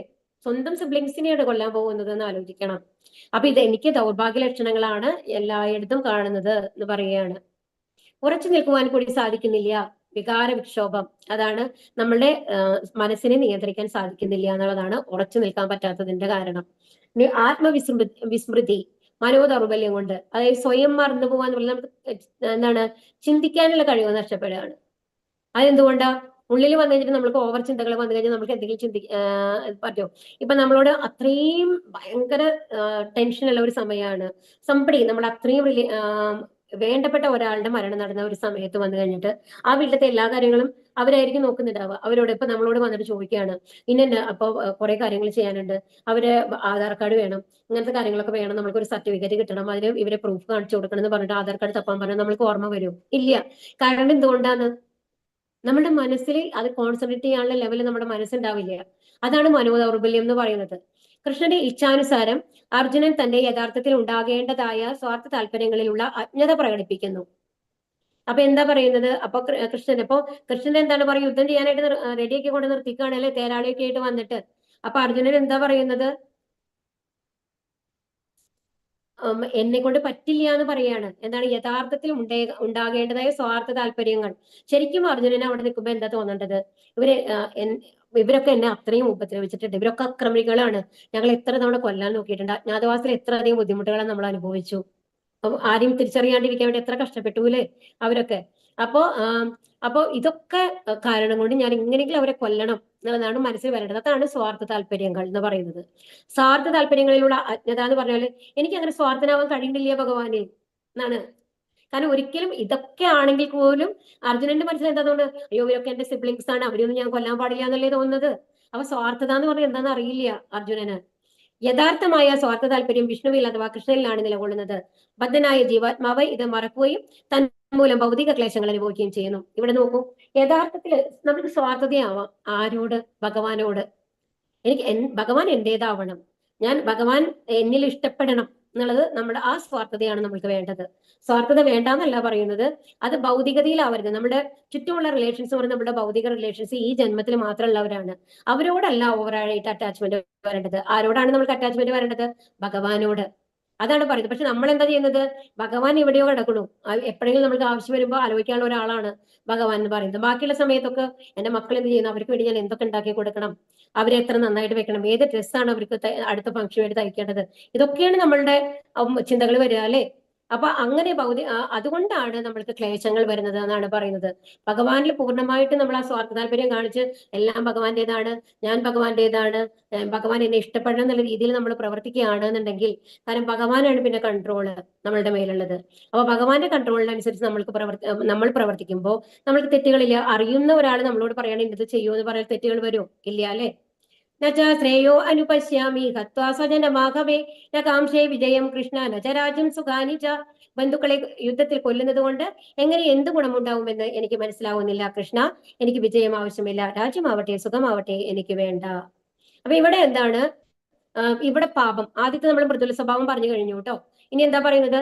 എനിക്ക് ഈ ബന്ധുക്കളെ പോന്നിട്ട് രാജ്യം കിട്ടിയിട്ട് എനിക്ക് എന്താ കാര്യം? എനിക്ക് എന്തെങ്കിലും സന്തോഷം ഉണ്ടാവോ? ഇല്ല. എനിക്ക് പാപല്ലേ വരിക. കാരണം നമ്മളെന്ന് പറഞ്ഞ വേറൊരാൾ ശരിക്കും പറഞ്ഞാൽ എന്താ പറയുന്നത്? ഭൗതിക താല്പര്യങ്ങൾ മൂലം ഒരാളെ കൊല്ലാനോ ഉപദ്രവിക്കാനോ പാടില്ല എന്നല്ലേ പറഞ്ഞു തരുന്നത്.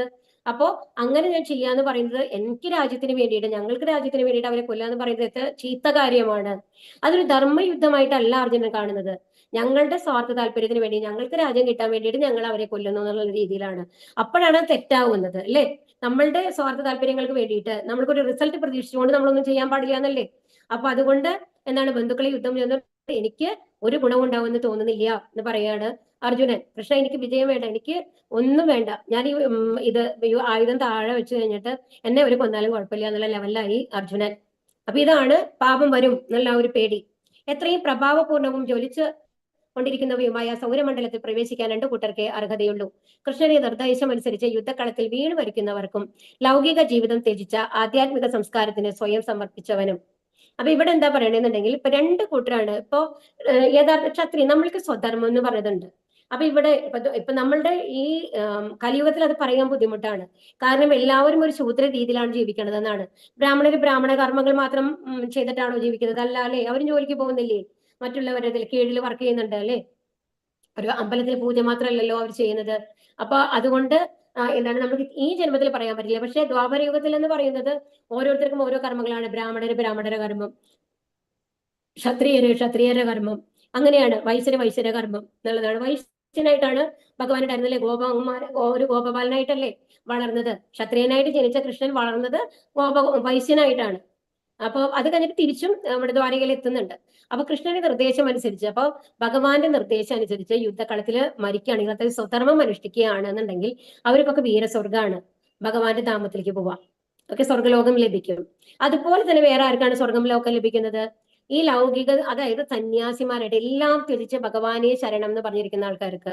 അതെങ്ങനെയാണെന്ന് വെച്ചാൽ ഒരു ഡ്രസ്സിലല്ല, മനസ്സുകൊണ്ട് എല്ലാം ത്യജിച്ച് ഭഗവാനിൽ സമർപ്പിച്ച ആൾക്കാർക്ക്. ഇപ്പൊ ചൈതന്യ മഹാപ്രഭു നമ്മൾ പറഞ്ഞു അല്ലെ, ഇപ്പൊ പ്രഭുപാദയുടെ ഒക്കെ അവസാനത്തെ കാലം എന്ന് പറഞ്ഞാൽ പൂർണ്ണമായും അങ്ങനത്തെ ഒരു ജീവിതമായിരുന്നു, സന്യാസ ജീവിതമാണ് നയിച്ചിരുന്നത്. അങ്ങനത്തെ ഒരു ജീവിതം നയിക്കുന്ന ആൾക്കാർക്ക് എന്താണ് ഭഗവാന്റെ ധാമത്തിലേക്ക് പോവാം. അപ്പൊ ഇവിടെ രണ്ട് തരത്തിലാണ് പറയുന്നത്. അപ്പം ഇപ്പൊ എന്താണ്, ഇപ്പൊ അർജുനൻ യുദ്ധം ചെയ്ത് മരിച്ചാലും വിരോധമില്ല. എന്താ കാരണം? ഭഗവാന്റെ നിർദ്ദേശം അനുസരിച്ച് ചെയ്യുകയാണല്ലേ യുദ്ധം. അപ്പൊ എന്തായാലും ഭഗവാൻ മരിച്ചു കഴിഞ്ഞാലും യുദ്ധത്തിൽ തോറ്റാലും എന്ത് ചെയ്യും? ഭഗവത് ധാമത്തിലേക്ക് പോകും. അതല്ല ജയിച്ചിട്ട് ഇവിടെ ഇരിക്കുകയാണെന്നുണ്ടെങ്കിലോ രാജ്യം കിട്ടും, സന്തോഷിക്കാം അല്ലെ, രാജ്യഭരണം കിട്ടും, പിന്നെ ധർമ്മത്തിനനുസരിച്ച് രാജ്യം ഭരിക്കാം അല്ലെ. അപ്പോ ഇനി അല്ലാന്നുണ്ടെങ്കിൽ എന്ത് ചെയ്യണം? സന്യാസി ആവണം. പക്ഷെ സന്യാസി ആവണമെന്നുണ്ടെങ്കിൽ എന്ത് വേണം? മനസ്സുകൊണ്ട് വിരക്തി വന്ന ഒരാളായിരിക്കണം. അതാണ് മനസ്സിലാക്കേണ്ടത്. വിശപ്പ് തോന്നാത്ത ഒരാൾ ഭക്ഷണം പാകം ചെയ്യാൻ ഇഷ്ടപ്പെടാത്തതുപോലെ നിരാശ കൊണ്ട് കാട്ടിൽ പോയി ഏകാന്ത ജീവിതം നയിക്കാനാണ് അദ്ദേഹം ഉദ്ദേശിക്കുന്നത്.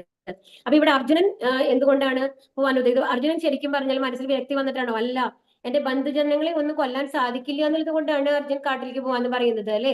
അപ്പൊ എന്താണ്, ഇന്ന് എനിക്ക് ഭക്ഷണം, ഇപ്പൊ നമ്മുടെ വീട്ടിൽ, ഇപ്പൊ നമ്മൾ വീട്ടമ്മമാർ നിറയെ പേര് ഇതിലുണ്ട് അല്ലെ. അവർക്കറിയാം ഒരു ദിവസം വീട്ടിൽ ആരും ഇല്ല, എല്ലാവരും ഏതെങ്കിലും ഫംഗ്ഷന് പോയി കാണുക. അപ്പൊ നമ്മൾ മാത്രമേ ഉള്ളൂ. വൈകുന്നേരം ആണെങ്കിൽ നമുക്കൊന്ന് പുറത്തു പോകേണ്ട ആവശ്യമുണ്ട്. അപ്പോൾ വീട്ടിൽ ഭക്ഷണം ഇല്ലാന്നുണ്ടെങ്കിൽ നമ്മൾ എന്ത് വിചാരിക്കും?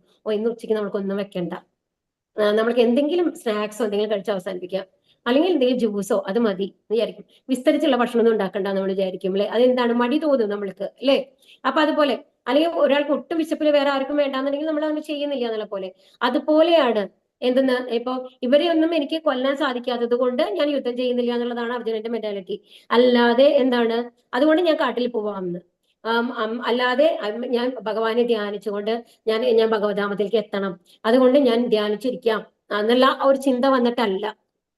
അപ്പൊ എന്താണ്, ഒരു സാഹചര്യത്തിൽ നിന്ന് ഒളിച്ചോടാൻ വേണ്ടിയിട്ടാണ് അർജുനൻ ഇവിടെ എന്ത് പറയുന്നത്? കാട്ടിലേക്ക് പോവാന്ന് പറയുന്നത്. അത് തെറ്റാണ് എന്നുള്ളതാണ് പറയുന്നത്. അതല്ല, അത് ശരിയായ മാർഗമല്ല. കിം നോ രാജേന ഗോവിന്ദ കിം ഭോഗൈർജീവിതേന വാ യേഷാമർത്തേ കാംക്ഷിതം നോ രാജ്യം ഭോഗാ സുഖാനി ച ത ഇമേവ സ്ഥിത യുദ്ധേ പ്രാണാം ത്യക്താ ധനാനി ച ആചാര്യ പിതര പുത്ര തദൈവാച പിതാമഹഃ മാതുലാ ശുശുരാ പൗത്രാ സ്യാലാ സമ്പന്തിനസ്തദാ ഏതാന്നാഹന്തും ഇച്ഛാമി ജ്ഞതോപി മധുസൂദന അഭി കൈത്രൈലോക്യരാജ്യസ്യ ഹേതോ കിം നു മഹീകൃതേ നിഹത്യാധാർത്ഥരാഷ്ട്രാന്ന കാ പ്രീതി സ്യാ ജനാർദ്ദന. അപ്പൊ ഇതെന്താ പറയുന്നത്? ഇത് 3 ശ്ലോകങ്ങൾ ഒരുമിച്ചാണ് കേട്ടോ. 32 തൊട്ട് 35 വരെയുള്ള ശ്ലോകങ്ങളില് എന്താ പറയുന്നത്? അർജുനന്റെ അടുത്ത ഇതാണ് പറയുന്നത്. ഹേ ഗോവിന്ദ, രാജ്യം കൊണ്ടും ഭോഗങ്ങൾ കൊണ്ടും ജീവിതം കൊണ്ട് തന്നെയും ഞങ്ങൾക്ക് എന്ത് പ്രയോജനം? ആർക്കു വേണ്ടി ഞങ്ങൾ ഇതെല്ലാം ആഗ്രഹിക്കുന്നുവോ അവരെല്ലാം സ്വത്തും പ്രാണനും കൂടി ഉപേക്ഷിക്കാൻ തയ്യാറായി ഇതാ രണാങ്കണത്തിൽ നിൽക്കുന്നു. മധുസൂദന, ഗുരുജനങ്ങൾ, പിതാമഹന്മാർ, മക്കൾ, അമ്മാവന്മാർ, ശ്വശുരന്മാർ, സ്യാലന്മാർ തുടങ്ങിയ ബന്ധുക്കളാണ് ഇങ്ങനെ മുന്നിൽ നിൽക്കുന്നത്. ഞാൻ എന്തിനാ അവരെ കൊല്ലണം? അവരെ വധിക്കുകയിൽ ത്രൈലോക്യമാകെ നേടാമെന്ന് വന്നാലും ഞാൻ അവരോട് യുദ്ധം ചെയ്യാനില്ല. പിന്നെ എങ്ങനെയാണ് വെറും പണിനു വേണ്ടി അവരെ കൊല്ലാനാവുക? ജനാർദ്ദന, ധാർത്തരാഷ്ട്രന്മാരെ ഹിംസിച്ചിട്ട് ഞങ്ങൾക്ക് എന്തു സുഖം കിട്ടാനാണ്? ഇതാ അടുത്ത ഇതിപ്പോ നമ്മൾ പാപം കഴിഞ്ഞു എന്ന് പറഞ്ഞു, പിന്നെ മൃദുല ഹൃദയത്വം കഴിഞ്ഞു കേട്ടോ. ഇനിയിപ്പോ ഇതെന്താ പറയുന്നത്? ഈ സുഖ സൗകര്യങ്ങൾ കിട്ടിയിട്ട്, ഭോഗ ഐശ്വര്യങ്ങൾ കിട്ടിയിട്ട് എനിക്ക് എന്ത് കാര്യമുള്ളത്? കാരണം ആർക്ക് വേണ്ടിയിട്ടാണോ ഞാൻ ഇപ്പൊ നമ്മള് രാജ്യം ആർക്ക് വേണ്ടിയിട്ടാണ് യുദ്ധം ചെയ്ത് വാങ്ങുന്നത്? നമ്മളുടെ പുത്രന്മാർക്കോ പൗത്രന്മാർക്കോ ഒക്കെ വേണ്ടിയിട്ടാണ് അല്ലെ. അവരൊക്കെ അത് എന്തായാലും ഒരു യുദ്ധം ഉണ്ടാവുമ്പോൾ 2 സൈഡിലുള്ള ആൾക്കാർ മരിക്കും. അപ്പോ കൗരവര് മാത്രമല്ല, ഓപ്പോസിറ്റ് നിൽക്കുന്ന ആൾക്കാരും പുത്രന്മാരും പൗത്രന്മാരും ഒക്കെ തന്നെയാണ്. അപ്പൊ അവരും മരിക്കാനാണ് പോകുന്നത്. ആൻഡ് പിന്നെയോ നമ്മുടെ സൈഡിലുള്ള പുത്രന്മാരും പൗത്രന്മാരും ഒക്കെ മരിക്കാനാണ് പോകുന്നത്. അപ്പൊ ആർക്ക് വേണ്ടിയിട്ടാണ് ഞാൻ ഈ രാജ്യം ഉണ്ടാക്കുന്നത്, നമ്മൾ ഈ രാജ്യം വാങ്ങുന്നത്? നമ്മൾക്ക് ഇനി എത്ര കാലമുണ്ട്? ഒരു കുറച്ചു കാലമല്ലേ ഉള്ളൂ. ഒരുമാതിരി വയസ്സായിട്ടുണ്ട് അല്ലേ? 80കളിൽ കുറച്ച് ഏജ് ആയിട്ടാണ് യുദ്ധം നടക്കുന്നത്. നമ്മളുടെ മാതിരി 100 വയസ്സല്ല, ദ്വാപരയുഗത്തിലെ 1000 വർഷമാണ്. അപ്പൊ അങ്ങനെ ഈ രാജ്യം നേരിട്ട് എന്താ കാര്യമുള്ളത്? ഇവരൊക്കെ മരിക്കാൻ റെഡി ആയിട്ട് നിൽക്കുക. തെക്ത ജീവിത അല്ലെ, എല്ലാവരും മരിക്കാൻ റെഡി ആയിട്ട് നിൽക്കുകയാണ് രണ്ട് സൈഡിലും. അവരൊക്കെ മരിക്കാനാണ് പോകുന്നത്. അപ്പൊ അവരൊക്കെ ഒന്നും ജീവിച്ചിരിക്കുന്നില്ല എന്നുണ്ടെങ്കിൽ ഈ രാജ്യം കിട്ടിയിട്ട് എന്താണ് കാര്യം? അവരെ കൊന്നിട്ട് എന്താ കാര്യം? ആർക്ക് വേണ്ടിയിട്ടാണ് ഈ രാജ്യം ഉണ്ടാക്കുന്നത് ചോദിക്കുകയാണ്. എങ്ങനെ? വെറും മണ്ണിന് വേണ്ടിയിട്ട്. അവസാനം ഞങ്ങൾ പാണ്ഡവന്മാർ മാത്രമാണ് ഇവിടെ നിൽക്കുന്നത് എന്നുണ്ടെങ്കിൽ ഈ വെറും മണ്ണിന്, ഈ ഇത്രയും മണ്ണും ഞങ്ങൾ 5 പേരും നിന്നിട്ട് എന്താ കാര്യം കൃഷ്ണ എന്ന് ചോദിക്കുകയാണ്. അപ്പൊ ധാർത്തരാഷ്ട്രന്മാരെ ഹിംസിച്ചിട്ട് ഞങ്ങൾക്ക് എന്ത് സുഖം കിട്ടാനാണ്? എനിക്ക് 3 ലോകങ്ങൾ തരാന്ന് പറഞ്ഞാലും ഈ സ്വർഗവും പാതാളവും ഇതും മഹാബലിക്ക് ലഭിച്ച മാതിരി ഈ ഭൂമി എല്ലാം എനിക്ക് തരാന്ന് പറഞ്ഞു കഴിഞ്ഞാലും ഞാൻ യുദ്ധം ചെയ്യാൻ പോകുന്നില്ല എന്ന് പറയാണ് അർജുനൻ. അപ്പൊ 3 ലോകങ്ങൾ കിട്ടിക്കഴിഞ്ഞാലും അതിൽ എന്ത് സന്തോഷമാണ് നമ്മൾക്ക് കിട്ടാൻ പോകുന്നത്? സന്തോഷം കിട്ടുന്നില്ല. കാരണം നമ്മളുടെ വീട്ടിലൊരു സന്തോഷം ഉണ്ടാവണമെങ്കിൽ എന്ത് വേണം? എല്ലാവരും വേണം അല്ലെ? നമ്മുടെ മക്കളും അച്ഛനും അമ്മയും എല്ലാവരും കൂടെ ഒരുമിച്ചിരിക്കുമ്പോഴല്ലേ വീട് സന്തോഷം എന്ന് നമ്മൾക്ക് പറയാൻ പറ്റുക. എല്ലാവരും നമ്മൾ കുറെ പേര് അനുഭവിക്കുന്നുണ്ടാവും അല്ലെ? കുറെ പേര് മക്കളൊക്കെ നല്ല ലെവലിൽ പഠിച്ചിട്ടുണ്ടാവും, അവരൊക്കെ ഫോറിൻ കൺട്രിയിൽ പോയി സെറ്റിൽ ആയിട്ടുണ്ടാവും. അത് കഴിഞ്ഞാൽ പിന്നെ അച്ഛനും അമ്മയും മാത്രമായിട്ട്, ഇൻ കേസ് ഭർത്താവും മരിച്ച ആൾക്കാരാണെങ്കിൽ തന്നെയായിരിക്കും ചിലവര് അല്ലെ? തന്നെ ഇങ്ങനെ രാവിലെ തൊട്ട് എല്ലാ സുഖ സൗകര്യങ്ങളുണ്ട്, TV ഉണ്ട്, ഫ്രിഡ്ജ് ഉണ്ട്, എല്ലാ ആധുനിക സൗകര്യങ്ങളുണ്ട്, അതായത് സോഫ്റ്റ് ബെഡ് ഉണ്ടാവും നമ്മൾക്ക് കിടന്നുറങ്ങാനായിട്ട്. ഇതൊക്കെ ഉണ്ടെങ്കിലും നമ്മുടെ ഉള്ളിൽ ഒരു സന്തോഷം തോന്നും. എപ്പോഴാണ് കുട്ടികൾ വരിക? കുറച്ച് ദിവസം നമ്മുടെ കൂടെ നിൽക്കാന്നുള്ള ഒരു ആഗ്രഹം എല്ലാവരുടെ ഉള്ളിൽ ഉണ്ടാവുക. അപ്പൊ ഒന്ന് ആലോചിച്ച് നോക്കൂ, ഒരു യുദ്ധം കഴിഞ്ഞിട്ട് എല്ലാവരും മരിച്ചു കഴിഞ്ഞിട്ട് ഇങ്ങനെ ഒരു രാജ്യം കിട്ടിക്കഴിഞ്ഞാൽ അതിനെ കെട്ടിപ്പൊഞ്ഞ് നിറയെ സ്വർണ്ണമുണ്ട്, നിറയെ സിംഹാസനങ്ങളുണ്ട്, സുഖമായിട്ടുള്ള ഭക്ഷണം ഉണ്ടെന്ന് പറഞ്ഞു കഴിഞ്ഞാൽ നമുക്ക് സന്തോഷം കിട്ടാൻ പോകുന്നുണ്ടോ? അതാണ് അർജുനൻ ചോദിക്കുന്നത്. അർജുനന്റെ മനസ്സിലെ സങ്കടം അതാണ്. ഇതൊക്കെ നശിച്ചു കഴിഞ്ഞാലും നമ്മൾക്ക് ആ സന്തോഷം കിട്ടില്ല എന്നുള്ളതാണ്. ഗോവിന്ദ, ഗോക്കൾക്കും ഇന്ദ്രിയങ്ങൾക്കും ആനന്ദം പ്രദാനം ചെയ്യുന്ന. അപ്പൊ ഇവിടെ ഗോവിന്ദൻ എന്ന് പറയുന്നത് ഗോവിന്ദ എന്നാണ് പറയുന്നത്. ഓരോ സ്ഥലത്തും ഓരോ മാരിയാണ് പറയുക കേട്ടോ. ഇപ്പൊ മാധവ എന്ന് സംബോധന ചെയ്യുമ്പോ എന്താണ് അതായത് ലക്ഷ്മി ദേവിയുടെ ഭർത്താവാണ് മാധവൻ എന്ന് പറയുന്നത്, മാധവിയുടെ. അപ്പോ ഈ മാധവൻ എന്ന് പറയുമ്പോ എന്താണ് പറയുന്നത്? അത്രയും ലക്ഷ്മി ദേവിയുടെ ഭാഗ്യ ദേവതയോട് കൂടിയിരിക്കുന്ന അങ്ങ് എനിക്ക് എങ്ങനെയാണ് ദൗർഭാഗ്യം ഉണ്ടാക്കാൻ സാധിക്കുക എന്നുള്ള രീതിയിലാണ് മാധവൻ എന്ന് വിളിച്ചു കഴിഞ്ഞിട്ട് അർജുനൻ ചോദിക്കുന്നത്. ഇവിടെ എന്താണ് ഗോവിന്ദ, കേശി എന്ന് പറഞ്ഞപ്പോ എന്താ വിളിച്ചത്? കേശി എന്നുള്ള അസുരഗുണങ്ങളൊക്കെ നശിപ്പിക്കുന്നതല്ലേ എന്റെ അസുരഗുണങ്ങളും എന്റെ അജ്ഞതയും നീക്കൂ ഭഗവാനെ എന്നുള്ളതാണ് കേശവ എന്ന് പറയുമ്പോൾ വരുന്നത്. ഇനി ഗോവിന്ദ എന്ന് പറയുമ്പോൾ എന്താ വരുന്നത്? ഗോക്കൾക്കും ഇന്ദ്രിയങ്ങൾക്കും ആനന്ദം പ്രദാനം ചെയ്ത് എല്ലാവർക്കും ആനന്ദം കൊടുക്കുന്ന ഭഗവാനല്ലേ? അപ്പൊ ഞങ്ങൾക്ക് ആനന്ദം ഇല്ലാത്ത ഒരു കാര്യമാണോ എന്ന് അങ്ങ് ഞങ്ങളോട് ചെയ്യാൻ പറയുന്നത്? അങ്ങ് ഇങ്ങനെ പറയാൻ പാടുണ്ടോ എന്നുള്ളതാണ് അർജുനന്റെ ചോദ്യം. യുദ്ധം ചെയ്യാനല്ലേ പറഞ്ഞത് ഭഗവാൻ? നമ്മുടെ ഇന്ദ്രിയ സംതൃപ്തിക്കല്ല, ഗോവിന്ദന്റെ ഇന്ദ്രിയ സന്ദർപ്പണത്തിന് ശ്രമിക്കുന്നതായാൽ നമ്മളുടെ ഇന്ദ്രിയങ്ങൾ സ്വാഭാവികമായി തൃപ്തി അടഞ്ഞുകൊള്ളും. അപ്പൊ ഇവിടെ എങ്ങനെയാണ് നമ്മൾ അത് മനസ്സിലാക്കേണ്ടത്? ഭഗവാനെ പ്രീതിപ്പെടുത്താനായിട്ട് നമ്മൾ കൊന്നാലും കുഴപ്പമില്ല. ഇപ്പൊ ലങ്ക നശിപ്പിച്ചു അല്ലെ? ആര്? ഹനുമാൻ. അത് ഭഗവാന്റെ സംതൃപ്തിക്ക് വേണ്ടിയിട്ടായിരുന്നു. അപ്പൊ ഭഗവാന്റെ സംതൃപ്തിക്ക് വേണ്ടിയിട്ട് നമ്മൾ ചെയ്യുന്നുണ്ടെങ്കിൽ അതിന് എന്തെങ്കിലും കാരണം ഉണ്ടാവും. ഭഗവാൻ ഒരാളോടും ദേഷ്യമുള്ള ഒരാളല്ല, എല്ലാവരെയും സമഭാവനയോടെ കാണുന്ന ആളാണല്ലേ ഭഗവാൻ. അപ്പൊ ഭഗവാൻ എന്തെങ്കിലും ചെയ്യാൻ പറയുന്നുണ്ടെങ്കിൽ അതിന് തക്കതായിട്ടുള്ള കാരണം ഉണ്ടാവും. ആ കാരണം അറിഞ്ഞിട്ടേ ഞാൻ ചെയ്യുമെന്ന് വാശി പിടിക്കേണ്ട ആവശ്യമില്ല. ഭഗവാനാണ് നമ്മളോട് പറയണമെന്നുണ്ടെങ്കിൽ ധൈര്യമായിട്ട് കണ്ണടച്ച് നമുക്ക് ചെയ്യാം അല്ലെ? ഭഗവാനാണ് പറയുന്നത്. അപ്പൊ ഭഗവാന്റെ ഇഷ്ടത്തിന് വേണ്ടിയിട്ട് ചെയ്യുന്ന നമ്മൾ ഓരോ പ്രവൃത്തികളും എന്തായാലും നമ്മൾക്കും സംതൃപ്തി തരും, ഭഗവാനെ തൃപ്തനാക്കും എന്നുള്ളതാണ്. അതിന് നമ്മൾക്ക് ഒരിക്കലും ദുഃഖം വരില്ല എന്നുള്ളതാണ് നമ്മൾ മനസ്സിലാക്കേണ്ടത്.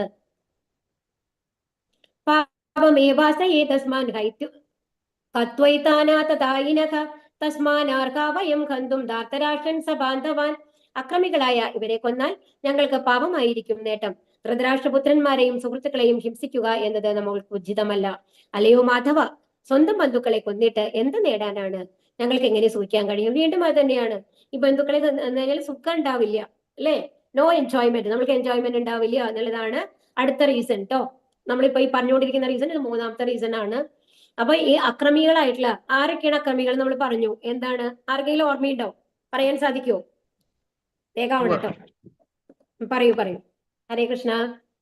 വീടിന് തീയൊതിക്കുന്നവര്, സ്വത്ത് കൊള്ളയടിക്കുന്നവര്, പിന്നെന്താ അന്യന്റെ ഭാര്യയെ മോഷ്ടിക്കുന്നവര്, മാരക ആയുധങ്ങൾ കൊണ്ട് അവരെ മുറിപ്പെടുത്താൻ ശ്രമിക്കുന്നവര്, വിഷം കൊടുക്കുക, അങ്ങനെയാണ്.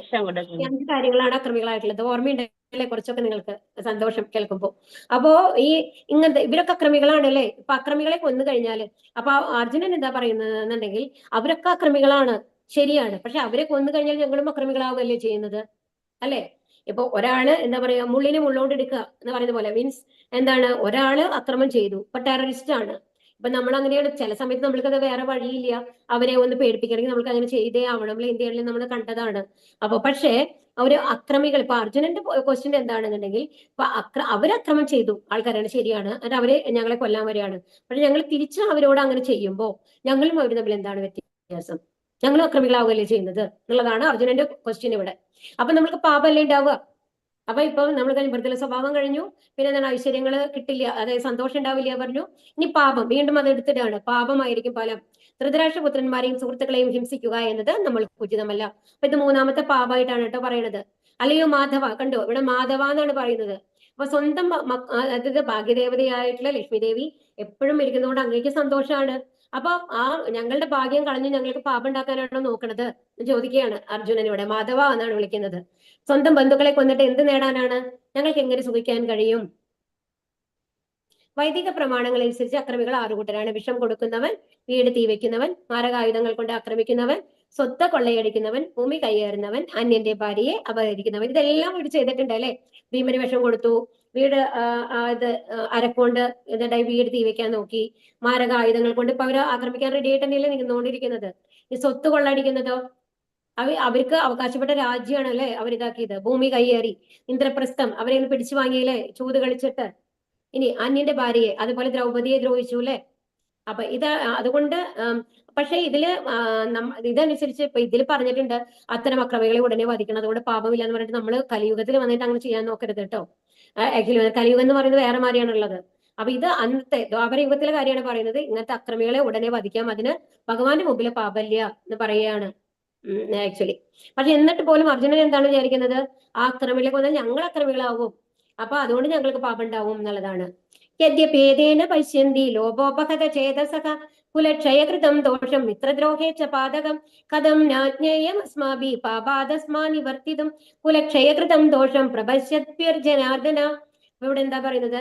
ജനാർദ്ദന, ഇവിടെ ജനാർദ്ദന എന്നാണ് വിളിക്കുന്നത്. ജനാർദ്ദനൻ എന്ന് പറഞ്ഞ എന്താണ്? എല്ലാ ജനങ്ങളെയും പ്രൊട്ടക്ട് ചെയ്യുന്ന ആള്.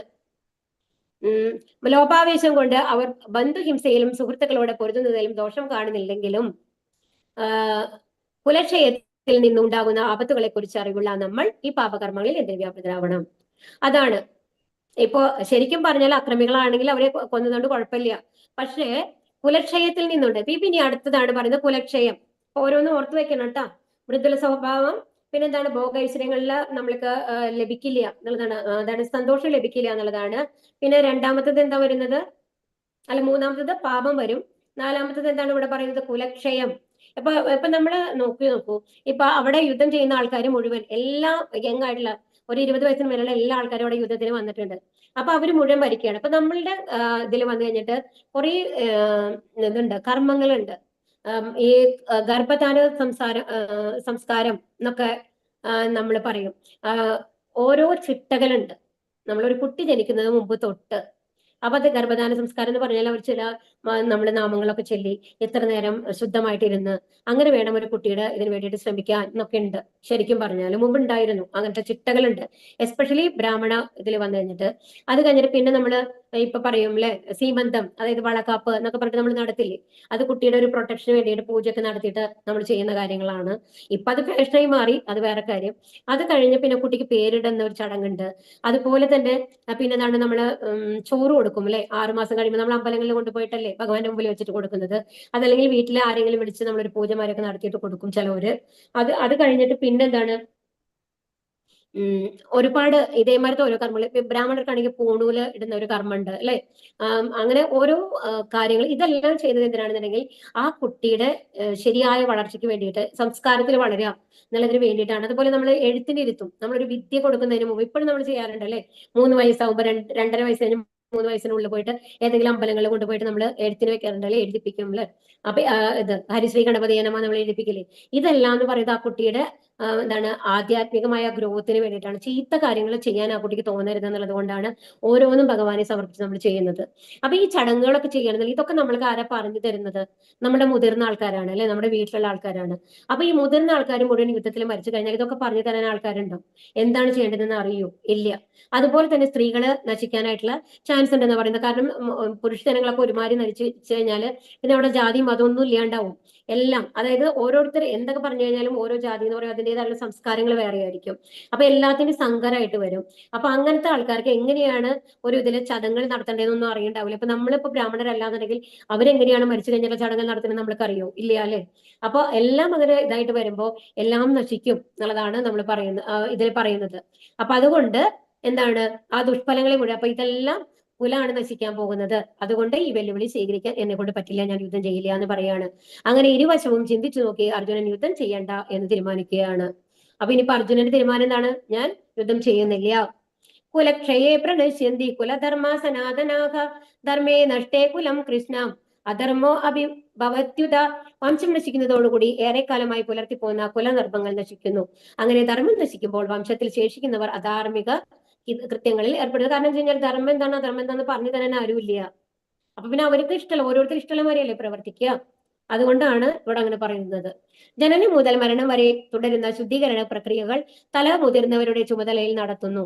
അവരെല്ലാം മൃത്യു അടഞ്ഞാൽ ശുദ്ധീകരണത്തിന് വേണ്ടിയുള്ള കുടുംബാചാരങ്ങൾ നിലച്ചേക്കാം. ഇത് അറിയില്ല, ആർക്കും പറഞ്ഞു തരാൻ അറിയില്ല. ഇപ്പൊ നമ്മൾ തന്നെ നോക്കൂ, പണ്ട് കാലത്തൊക്കെ നമ്മള് എനിക്ക് അറിഞ്ഞൂടെ, കർക്കിടക മാസത്തിലൊക്കെ ഞങ്ങളുടെ സൈഡിലൊക്കെ ശരിക്കും വന്നു കഴിഞ്ഞാല് ഇതാണ് വാവ്.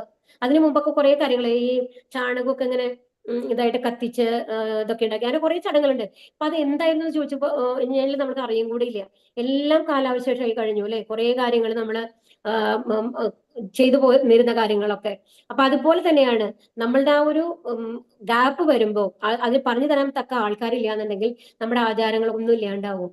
അതാണ് ശുദ്ധീകരണത്തിലുള്ള കുടുംബാചാരങ്ങൾ നിലച്ചേക്കാം. ശേഷിച്ച ഇളം തലമുറക്കാർ അധാർമിക സ്വഭാവം കൈക്കൊള്ളുകയും അങ്ങനെ ആത്മീയ മുക്തിക്കുള്ള അവസരം നഷ്ടപ്പെടുത്തുകയും ചെയ്തേക്കും. അപ്പൊ ഇപ്പൊ നമ്മൾ നാമം ചെല്ലണം എന്നുള്ള ഒരു ഇതും കൂടി നമ്മുടെ വീടുകളിൽ കാണാണ്ടായി തുടങ്ങിയില്ലേ? അപ്പൊ ഇളം തലമുറക്കാര് എല്ലാം ഭൗതികതയിലും ഒഴുകിയിട്ട് ഭഗവാൻ ഉണ്ട് എന്നുള്ള ഒരു ചിന്തയും കൂടി ഇല്ലാതെ എല്ലാം നമ്മളാണ് ചെയ്യുന്നത്, ഈ ജന്മത്തോടു കൂടി എല്ലാം കഴിഞ്ഞു എന്നുള്ള ഒരു ലെവലിലേക്ക് വരാനുള്ള ചാൻസ് ഉണ്ട്. ആ ലെവലിലേക്ക് മാറും എന്നുള്ളതാണ്. അതുകൊണ്ട് വംശപിതാക്കൾ ഒരിക്കലും പദാർഹരല്ല. അപ്പൊ എന്താണ് അർജുനൻ പറയുന്നത്? അപ്പൊ അതുകൊണ്ട് ഈ മുതിർന്ന ആൾക്കാരെ ഒന്നും നമ്മൾ കൊല്ലാൻ പാടില്ല. അത് എന്തിനു വേണ്ടിയിട്ട്? നമ്മൾക്ക് രാജ്യത്തിന് വേണ്ടിയിട്ട്. അധർമാഭീപവാദ് കൃഷ്ണ പ്രദുഷ്യന്തി കുലസ്ത്രീയക സ്ത്രീഷു ദുഷ്ടാസു വാർഷ്ണേയ ജായതേ വർണ്ണ സങ്കരക.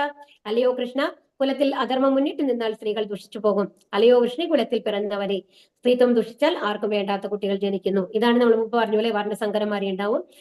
അപ്പോ എന്താണ്, രണ്ട് ജാതി അങ്ങനെ മിക്സ് ആയിട്ടുള്ള കുട്ടികളാണ് ഉണ്ടാവുക. അപ്പൊ ഏത് ധർമ്മങ്ങളും അവർ പൂർണ്ണമായിട്ടും പാലിക്കുന്ന മാതിരി ഉണ്ടാവില്ല എന്നുള്ളതാണ് പറയുന്നത്. വർണ്ണാശ്രമ ധർമ്മത്തിന്റെ വ്യവസ്ഥകൾ സ്ത്രീയുടെ ചാരിത്രത്തെയും വിശ്വാസ്യതയെയും ആശ്രയിച്ചു നിലനിൽക്കുന്നു.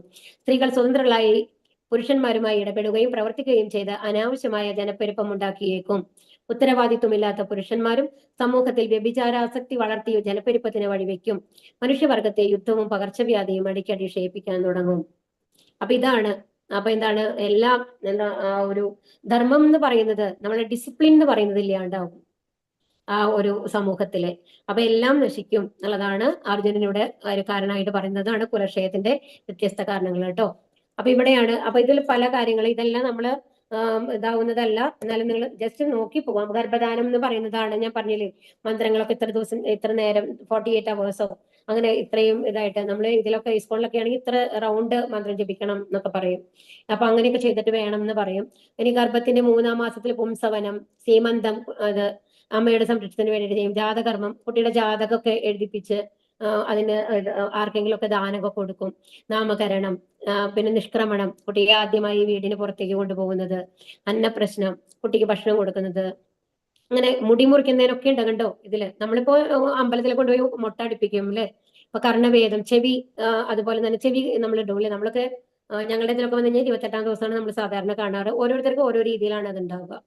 ഇനി സമവർത്തനം, അങ്ങനെ ഓരോന്നിനും നോക്കി പോളോ ഇതെല്ലാം നമ്മളിപ്പോ ഫോളോ ചെയ്യാൻ പറ്റുന്ന കാര്യങ്ങളല്ല. ഇതൊക്കെ നമ്മളിൽ ഉണ്ടായിരുന്നതാണ്. നമ്മൾ മനസ്സിലാക്കണം. 40 സംസ്കാരങ്ങൾ ഉണ്ടായിരുന്നു. പ്രധാനമായിട്ട് 16 ഇവിടെ കാണിച്ചിട്ടുള്ളത്. അപ്പൊ ഇതൊക്കെ ഉപനയനമൊക്കെ, അതായത് പൂണൂല് ഇതാവുന്നതൊക്കെ, അപ്പൊ ഇതൊക്കെ നമ്മൾ ചെയ്തിരുന്ന കാര്യങ്ങളാണ്. അപ്പൊ ഇതൊക്കെ നശിച്ചു പോകും എന്നുള്ളതാണ് അർജുനൻ പറയുന്നത്. സങ്കരോ നരകായേവ കുലജ്ഞാനം കുലസ്യ ച പതന്തി പിതരോ ശേഷം യുക്തപിണ്ഡോദക്രിയാഹ. ആവശ്യമില്ലാത്ത ജനവർദ്ധനയുണ്ടായാൽ കുടുംബങ്ങൾക്കും കുല പാരമ്പര്യങ്ങൾ കളഞ്ഞു കുളിച്ചവർക്കും ജീവിതം നരകതുല്യമാകുന്നു. അതപ്പതിച്ച കുടുംബങ്ങളിലെ പിതൃക്കൾ കാലം തോറും പിണ്ടമോ ഉദക്രിയോ കിട്ടായികയാൽ അതപ്പതിക്കും. നമ്മൾ പിതൃക്കൾക്ക് എന്തായാലും കർമ്മങ്ങൾ ചെയ്യണം എന്നാണ് പറയുന്നത്. ശരിക്കും പറഞ്ഞാല് നമ്മളുടെ ഒരാൾ മരിച്ചു കഴിഞ്ഞാല് ഒരു 13-ാം ദിവസമൊക്കെയാണ് അത്രേ അവർക്ക് അതിന് കഴിഞ്ഞിട്ടുള്ള ഒരു ദേഹം കിട്ടുക. അതായത് അവർ പിതൃലോകത്തിൽ പോയിട്ടാണ് ദേഹം കിട്ടുക എന്നാണ് പറയുന്നത്. ഡീപ്പായിട്ട് അറിവില്ല, ചില ക്ലാസ്സുകളിൽ നമ്മൾ കേട്ട് പരിചയം കൊണ്ടാണ് ഇത് പറയുന്നത്. അപ്പൊ എങ്ങനെയാണെന്നുണ്ടെങ്കിൽ അവർക്ക് ദേഹം ഉണ്ടാവില്ല. അപ്പൊ അവർക്ക് പക്ഷെ അവർക്ക് നമ്മൾ കൊടുക്കുന്ന ആഹാരം സ്വീകരിക്കാൻ പറ്റും. അതുകൊണ്ടാണ് അവർക്ക് ഈ എള്ള് വെച്ചിട്ട് നമ്മൾ ഇത് വെക്കില്ലേ, ക്രിയ നടത്തുന്നത് 13. അതുകൊണ്ടാണ് എന്തായാലും നമ്മൾ ക്രിയ നടത്തുന്നത് പറയുന്നത്. നമ്മൾക്ക് ഏറ്റവും പ്രിയപ്പെട്ട ആൾക്കാർ പോകുമ്പോൾ നമ്മൾ കരയും എന്നല്ലാണ്ട് ആ ക്രിയ നടത്തിയിട്ടില്ല എന്നുണ്ടെങ്കിൽ അവർ 13 ദിവസം പട്ടിണി ഇരിക്കണ മതിയാവും എന്നാണ് പറയുന്നത്. അകൃത ക്രിയകൾ ചെയ്യണം അത്രേ ശരിക്കും പറഞ്ഞാല്. അപ്പൊ അതാണ് അവരുടെ ഭക്ഷണം, നമ്മൾ കൊടുക്കുന്ന ഇത് എന്ന് പറയുന്നത്. അല്ലെങ്കിൽ അവര് ഭക്ഷണം ഇല്ലാണ്ടാണ് ഈ 13 ദിവസം ഉണ്ടാവുക അത്രേ. അപ്പൊ അങ്ങനെ അതുകൊണ്ട് മര്യാദ അപ്പൊ ഇതൊന്നും ഇല്ലാന്നുണ്ടെങ്കിൽ നമ്മൾ എന്ത് ചെയ്യും? ആരെങ്കിലും കർമ്മങ്ങൾ നടത്താനുണ്ടോ? ഇല്ല. അങ്ങനെയെല്ലാം അതപ്പതിക്കും എന്നുള്ളതാണ് പറയുന്നത്. അങ്ങനെ ജനവർദ്ധനവ് കൂടിക്കഴിഞ്ഞാലും ബുദ്ധിമുട്ട് എല്ലാം ഇപ്പോഴേ ജനപ്പെരുപ്പല്ലേ നമ്മൾക്കുള്ളത് നമ്മൾ കാണുന്നത്. കർത്തവ്യങ്ങളെല്ലാം ത്യജിച്ച് മുക്തിദാതാവായ മുകുന്ദന്റെ ചരണകമലങ്ങളിൽ അഭയം തേടിയവർക്ക്, സർവാത്മന ഈ ഭക്തിമാർഗം സ്വീകരിച്ചവർക്ക്, ദേവന്മാരോടാകട്ടെ, ഋഷികൾ, ജീവജാലങ്ങൾ, കുടുംബാംഗങ്ങൾ, പിതൃക്കൾ, മനുഷ്യർ എന്നിവരോടാകട്ടെ യാതൊരു കടപ്പാടുമില്ല. എല്ലാ ബാധ്യതകളും പരമദിവ്യോത്ത പുരുഷനോടുള്ള ഭക്തി സേവനത്താൽ സ്വയമേവ നിറവേറ്റപ്പെടും. ഇതിൽ നമ്മൾ ഭഗവത്ഗീതന് മുമ്പ് പഠിച്ച ആൾക്കാരാണ് നമ്മളൊക്കെ അല്ലെ. അതിലെന്താ പറഞ്ഞത് അവസാനം? ഭക്തിയുത സേവനങ്ങൾ ചെയ്യുകയാണെങ്കിൽ ഇതൊന്നും തനിയെ ചെയ്യേണ്ട കാര്യമില്ല. യജ്ഞങ്ങളോ ദാനങ്ങളോ തപസ്സുകളോ ഒന്നും ചെയ്യേണ്ടെന്ന് നമ്മൾ പഠിച്ചു അല്ലെ ഇതിനു മുമ്പ്. അപ്പൊ അത് തന്നെയാണ് ഇവിടെ പറയുന്നത്. എന്തെന്നാ പറയുന്നത്? ഈ കർത്തവ്യം എന്തായാലും ഭഗവാന്റെ ചരണ കമലങ്ങളിൽ നമ്മൾ ഇതായി കഴിഞ്ഞിട്ട് ഹരേ കൃഷ്ണ മന്ത്രം ജപിച്ച് നമ്മൾ പത്രം പുഷ്പം ഫലം തോയം യോമേ ഭക്തിയാ പ്രയച്ഛതി പറഞ്ഞു അല്ലെ. ഭക്തിയോട് കൂടിയിട്ട് പത്രം പുഷ്പം ഫലം ഇതിൽ ഏതെങ്കിലും ഒന്ന് നമ്മൾ സമർപ്പിക്കുകയാണ് എന്നുണ്ടെങ്കിൽ, ഭഗവാന് വേണ്ടി സേവനങ്ങൾ ചെയ്യുകയാണെങ്കിൽ, ഭഗവാന് വേണ്ടി ഒരു ഇത്രയോ പറയണുള്ളൂ, വലിയ വലിയ കാര്യങ്ങളൊന്നും ചെയ്യാൻ പറയുന്നില്ല. ഞാൻ ഹരേ കൃഷ്ണ മന്ത്രം ജപിക്കുക, ഇതൊക്കെ ചെയ്യുകയാണെങ്കിൽ, വേറെ ഈ കർമ്മങ്ങളൊന്നും ചെയ്തില്ലെങ്കിൽ തന്നെ ഭഗവാൻ അതെല്ലാം നടത്തിക്കോളുന്നാണ് പറയുന്നത്. നമ്മളുടെ കെയർ ഓഫിൽ ഭഗവാൻ അതെല്ലാം ചെയ്തോളും. ഒന്നും നമ്മൾ അറിയേണ്ട ആവശ്യമില്ല. നമ്മൾ എന്താ പറയാ, ഒരു കല്യാണത്തിന്റെ ഇതിന് വേണ്ടിയിട്ട് എല്ലാം നിങ്ങൾ ചെയ്യണം എന്ന് പറഞ്ഞാൽ കുറച്ച് പൈസ കൊടുത്തിട്ട് ഇന്റീരിയർ ഡെക്കറേറ്റർ കയ്യിൽ കൊടുക്കണം, ഇവന്റ് മാനേജ്മെന്റിൽ കൊടുത്തു കഴിഞ്ഞാൽ അവരെല്ലാം നോക്കിക്കൊള്ളും അല്ലെ. നമ്മൾ ആ സമയത്ത് മാനേജർ സമയത്ത് ചെന്നാൽ മതി. അതുപോലെയാണ് ഇപ്പൊ ഭഗവാൻ നമ്മൾ അതിന് ഇത്ര ഇവന്റ് മാനേജ്മെന്റ് അത്രയും ലക്ഷക്കണക്കിന് പൈസകളൊന്നല്ല നമ്മളിവിടെ കൊടുക്കുന്നത്. എന്താ പറയുന്നത്? പത്രം പുഷ്പം ഫലം തോയം, ഒരേ ഇല, ഒരു തുളസി വെള്ളം, ഇതൊക്കെയാണ് ഭഗവാൻ നമ്മളോട് ചോദിക്കുന്നുള്ളൂ. ആ ഭഗവാന് വെക്കുക. അതിനുശേഷം ഹരേ കൃഷ്ണ മന്ത്രം, അത് എത്ര എളുപ്പമാണല്ലോ. ഒരു റൗണ്ട് മാത്രം ജപിക്കാൻ എത്ര സമയം വേണം? ഒരു 10 മിനിറ്റ് ഭഗവാന് വേണ്ടിയിട്ട്. അതിന് പൈസ ചെലവുണ്ടോ? ഇല്ല അല്ലെ. അപ്പൊ അത് ചെയ്യാനാണ് ഭഗവാൻ പറയുന്നത്. അപ്പൊ എല്ലാം ഭഗവാൻ നോക്കിക്കോളുന്നതാണ്. ഭഗവാൻ നമ്മൾക്ക് ഗ്യാരണ്ടി തരികയാണ്. ദോഷൈരേതേ കുലജ്ഞാനം വർണ്ണസങ്കര കാരകൈഹി ഉത്സാദ്യതേ ജാതിധർമ്മ കുലധർമാശ ശാശ്വതാഹ. അപ്പൊ കുടുംബ പാരമ്പര്യം നശിപ്പിക്കുന്നവരുടെ ദുഷ്കർമ്മങ്ങളാൽ ആർക്കും വേണ്ടാത്ത ശിശുക്കൾ ഉണ്ടാകുന്നു. തന്മൂലം എല്ലാ തരത്തിലുള്ള സാമൂഹ്യ പുരോഗമന പ്രവർത്തനങ്ങളും ക്ഷേമ പ്രവർത്തനങ്ങളും പാടെ നശിച്ചു പോകുന്നു. അപ്പൊ ഇങ്ങനെ ജനിക്കുന്ന കുട്ടികൾ എന്താകും? അവർക്ക് വന്നു കഴിഞ്ഞിട്ട് അതുകൊണ്ടാണ് കുടിക്കണം, വലിക്കണം, അതുപോലെ ഡ്രഗ് അഡിക്ട്സ്, അങ്ങനത്തെ ഒരുപാട് നമ്മുടെ കലിയുഗത്തിലും കാണാനല്ലേ ഒരുപാട് ആ അഡിക്ഷൻ വരുന്നത്. അത് നമ്മൾ വേണ്ട രീതിയിൽ നമ്മളെ ഭഗവാനോട് ആഭിമുഖ്യം ഇല്ലാണ്ട് വളർത്തിയിട്ടാണ് നമ്മൾ എന്താ പറയുന്നത്, നല്ല മാർക്ക് വാങ്ങണം. ഇത് മാത്രമല്ല, നമ്മൾ ഒരു കുട്ടി ജനിച്ചു കഴിഞ്ഞാൽ അവരുടെ ഉള്ളിൽ നമ്മൾ ഫീഡ് ചെയ്തുകൊണ്ടിരിക്കുന്നതാണ് പാരന്റ്സ്. നല്ല മാർക്ക് വാങ്ങണം, നല്ല ജോലി കിട്ടണം, മറ്റുള്ളവരുടെ മുമ്പിൽ തല ഉയർത്തി നിൽക്കണം. ഇതാണ് നമ്മളെ പഠിപ്പിക്കുന്നത് അല്ലെ. അതിനേക്കാൾ കൂടുതൽ നമ്മളെല്ലാം സൃഷ്ടിച്ചത് ഭഗവാനാണ്. ഭഗവാന് വേണ്ടി സമർപ്പിച്ച് ജീവിക്കണം നമ്മൾ ഒരിക്കലെങ്കിലും പറഞ്ഞിട്ടുണ്ടോ? ഇല്ല. ഭഗവാന് വേണ്ടി ഇപ്പൊ പരീക്ഷയുടെ അന്ന് പറയും, കാലത്ത് 1 രൂപ ഭഗവാന്റെ മുമ്പിൽ വെച്ചിട്ട് പോയിക്കോട്ടെ മോനെ അല്ലെങ്കിൽ മോളെ. കാരണം എന്താ? അതാണ് പരീക്ഷ നന്നായിട്ട് എഴുതാൻ വരാം. ഇങ്ങനെയാണ് നമ്മൾ പഠിപ്പിക്കുന്നത്. അപ്പൊ എന്താണ് ഭഗവാൻ എന്നുള്ളത് അവർക്ക് മനസ്സിലാവും. അവരെ സംബന്ധിച്ച് എന്താണ് കാര്യം നടക്കാനുള്ള ഒരു ഇതാണ്. നമ്മള് ഇപ്പൊ എന്താണ്, എന്തെങ്കിലും കടയിൽ പോയി കഴിഞ്ഞാൽ പൈസ കൊടുത്തു കഴിഞ്ഞാൽ എന്റെ സാധനം കിട്ടും. അതുപോലെയാണ് ഈ പൈസ വെച്ച് കഴിഞ്ഞാൽ ഭഗവാൻ നന്നായിട്ട് പരീക്ഷ എഴുതിപ്പിക്കും. സോ അത് പൂർണ്ണമായിട്ട് ഭൗതികമാണല്ലേ. ആത്മീയമായിട്ടുള്ള ഒരു കണക്ഷൻ നമുക്ക് അവിടെ വരുന്നില്ല ശരിക്കും പറഞ്ഞാല്. അപ്പൊ ഇവിടെ എന്തൊക്കെയാ ഇത് ഓരോന്നിനും പറയുന്നതാണ്. സമൂഹത്തിന്റെ നാശം എങ്ങനെയാണ്?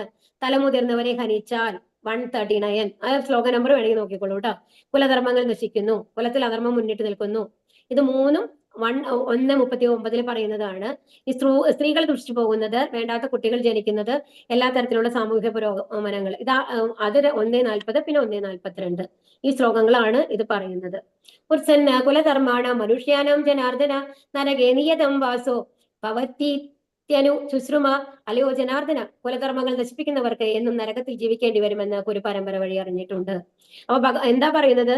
കുലധർമ്മങ്ങൾ, ഒരു കുലത്തിനെ നശിപ്പിക്കുന്ന ആൾക്കാർക്ക് എന്തായാലും എന്താണ്, നരകത്തിൽ പോണ്ടി വരും എന്നുള്ളതാണ് പറഞ്ഞിട്ടുള്ളതെന്ന് അർജുനൻ പറയുകയാണ് ഇവിടെ ആണ്. അപ്പൊ അതുകൊണ്ട് ഗുരു പരമ്പരയിൽ ഞങ്ങളോട് പറഞ്ഞിട്ടുള്ളത് അതാണ്. അപ്പൊ ഞാനിപ്പോ ഇങ്ങനെ ഒരു യുദ്ധം ചെയ്ത് കഴിഞ്ഞാൽ ഞങ്ങളെ കുലത്തെ നശിപ്പിക്കാനല്ലേ പോകുന്നത്, അപ്പൊ ഞങ്ങൾക്ക് പാപം വരില്ല, ഞങ്ങൾ നരകത്തിൽ പോവില്ലേ എന്ന് ചോദിക്കുകയാണ് അർജുനൻ. സ്വാനുഭവത്തെ മുൻനിർത്തിക്കൊണ്ടല്ല, ആധികാരിക വചനങ്ങളെ പ്രമാണമാക്കിയാണ് അർജുനൻ വാദിക്കുന്നത്.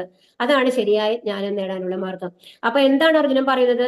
അർജുനന് വല്ല അനുഭവം ഉണ്ടോ? ഇതേമാതിരി ഇല്ല, ആദ്യമായിട്ടാണ് യുദ്ധം ചെയ്യാൻ വന്ന് നിൽക്കുന്നത് അല്ലെ. അപ്പൊ അർജുനൻ ഇങ്ങനെയാണ് പറയുന്നത്, എന്റെ ഗുരുക്കള് പഠിപ്പിച്ചത് ഇങ്ങനെയാണ്, അപ്പൊ അതുകൊണ്ട് പാപം വരില്ലേ? അപ്പൊ അത് ക്ലാരിഫൈ ചെയ്യാണ് ഭഗവാനോട്. അപ്പൊ അർജുനൻ ആദ്യം തന്നെ പറഞ്ഞിട്ട് യുദ്ധം ചെയ്യില്ല എന്ന് പറഞ്ഞിട്ട് വെച്ചിട്ട് എഴുന്നേറ്റ് പോവുകയല്ല ചെയ്തത്. അതാണ് നമ്മൾ മനസ്സിലാക്കേണ്ടത്. എന്താ ചെയ്തത്? എനിക്ക് അറിയില്ല, അതുകൊണ്ട് അറിയാവുന്ന ഒരാളോട് ചോദിക്കുകയാണ്, ഞാൻ എന്താണ് യഥാർത്ഥത്തിൽ ചെയ്യേണ്ടത്. അതാണ് നമ്മളും ചെയ്യേണ്ടത്. എല്ലാം എനിക്ക് അറിയാമെന്ന് വിചാരിച്ചിട്ട് എന്റെ മനസ്സിൽ തോന്നിയ മാതിരിയുള്ള പ്രവർത്തനങ്ങളല്ല ചെയ്യേണ്ടത്. നമ്മൾക്ക് കൺഫ്യൂഷൻ ചെയ്യുന്ന സമയത്ത് ഭഗവാൻ സമർപ്പിക്കൂ, അല്ലെങ്കിൽ അത് അറിയുന്ന ആൾക്കാരോട്. അപ്പൊ ഭഗവാൻ നമ്മൾക്ക് ആരോടാണ് അത് ചോദിക്കേണ്ടത് എന്നുള്ള ബുദ്ധിയും നമ്മൾക്ക് തരും. ദദാമി ബുദ്ധിയോഗം തം എന്നാണ്. അപ്പൊ ഓരോ എന്താണ് കഷ്ടമായിട്ടുള്ള ഓരോ സന്ദർഭങ്ങളിലും നമ്മൾ എന്ത് ചെയ്യുക? പൂർണ്ണമായും ഭഗവാന് സമർപ്പിക്കുക. അപ്പൊ ഭഗവാൻ അതിനുള്ള ഒരു വഴി കാണിച്ചു തരും. ആരോടാണ് നമ്മൾ സംശയം ചോദിക്കേണ്ടത്, ആരാണ് അതിന് നമ്മൾക്ക് വഴി പറഞ്ഞു തരാന്നുള്ള ബോധവും ഭഗവാൻ നമ്മൾക്ക് തരും എന്നുള്ളതാണ്. നമ്മളും അതാണ് പഠിക്കേണ്ടത്. അഹോ ബദാമ കത്പാപം കർത്തും വ്യവസിതാവയം യദ്രാജ്യ സുഖലോഭേന കന്തും സ്വജനം ബുദ്ധിദാഹ. കഷ്ടം, എന്തൊരു മഹാപാപത്തിനാണ് നാം ഒരുങ്ങി പുറപ്പെട്ടത്. രാജ്യം നേടി സുഖിക്കാൻ വേണ്ടി സ്വജനങ്ങളെ കൊല്ലുകയോ? ഇതാണ് പറഞ്ഞത്. അപ്പൊ നമ്മൾക്ക് രാജ്യം നേടാൻ വേണ്ടി യുദ്ധം ചെയ്യണം, അല്ലാണ്ട് ധർമ്മത്തിന് വേണ്ടിയിട്ട്. അവര് തെറ്റ് ചെയ്തവരാണ്, അവരെ അവിടെ നിന്ന് മാറ്റണം എന്നുള്ള രീതിയിലല്ല അർജുനൻ അത് കാണുന്നത്. അർജുനൻ ഇങ്ങനെ കാണുന്നത്, നമ്മൾക്ക് രാജ്യം കിട്ടാൻ വേണ്ടിയിട്ട്, നമ്മൾക്ക് സുഖിക്കാൻ വേണ്ടിയിട്ട് നമ്മൾ യുദ്ധം ചെയ്യാണ്. അപ്പൊ എന്തൊരു മഹാപാപാണ് നമ്മൾ ചെയ്യാൻ തുടങ്ങിയത്. നമ്മൾക്ക് സുഖിക്കാൻ വേണ്ടിയിട്ട് ബാക്കിയുള്ളവരെ കൊല്ലാൻ പാടുണ്ടോ? യദി മാമ പ്രതീകാരം അശസ്ത്രം ശസ്ത്രപാണയക ധാർത്തരാഷ്ട്രാരണേ ഹന്യുത്തമേ ക്ഷേമതരം ഭാവേത്. ധാർത്തരാഷ്ട്രന്മാരോട് പൊരുതുന്നതിൽ ഭേദം നിരായുധനായി പ്രതിരോധത്തിന് ഒരുങ്ങാതെ നിൽക്കുന്ന എന്നെ അവർ കൊല്ലട്ടെ എന്ന് വെക്കുകയാണ്. ഇപ്പൊ എല്ലാ കാരണങ്ങളും പറഞ്ഞു കഴിഞ്ഞു അല്ലേ. അപ്പൊ ഇനി ഞാൻ എന്തായാലും ഇനി ഇവരെ കൊല്ലുന്നതിനെ ഭേദം, ഇവരോട് യുദ്ധം ചെയ്യുന്നതിനേക്കാൾ ഭേദം അവരെന്നെ കൊന്നോടെ, ഞാൻ ഇതേ എടുക്കുന്നില്ല, ഞാൻ ആയുധമേ കയ്യിലെടുക്കുന്നില്ല. അണിവ് താഴെ വെച്ചു അല്ലെ.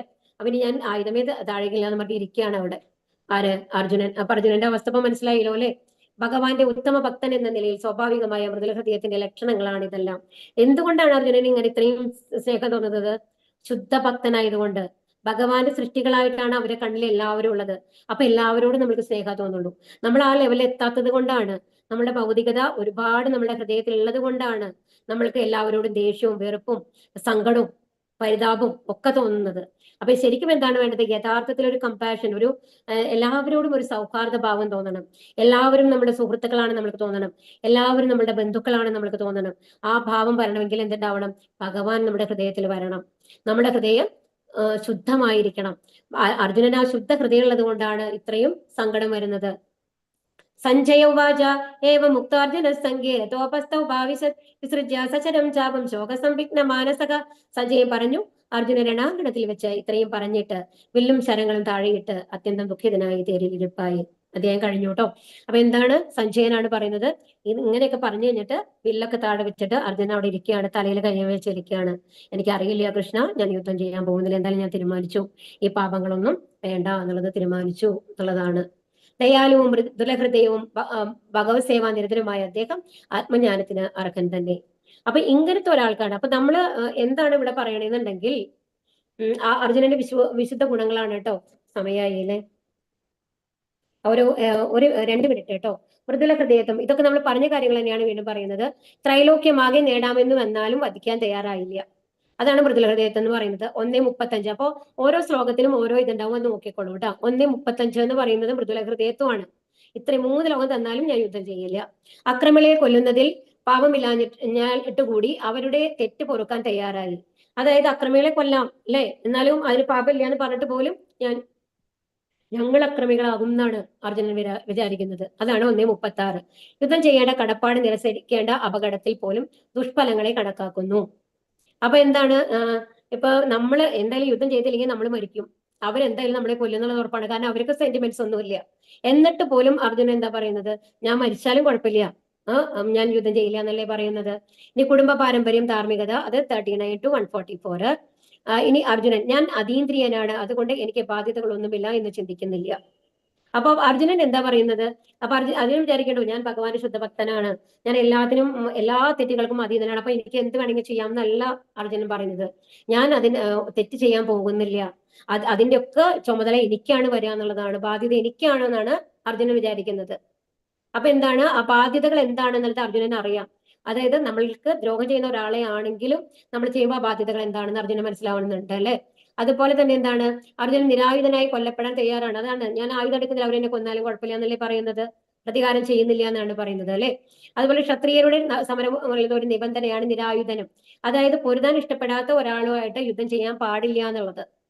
അപ്പൊ എന്താണ് അർജുനന്റെ ഉള്ളിൽ വരുന്നത്? ഇതൊക്കെ എന്താണ് എല്ലാവരെയും ഒരുപോലെ കാണാൻ സാധിക്കുന്നത് കൊണ്ടല്ല, ആ ഗുണങ്ങളാണ് കാണുന്നത്. ഇതെല്ലാം ദൈവിക ഗുണങ്ങളാണ്.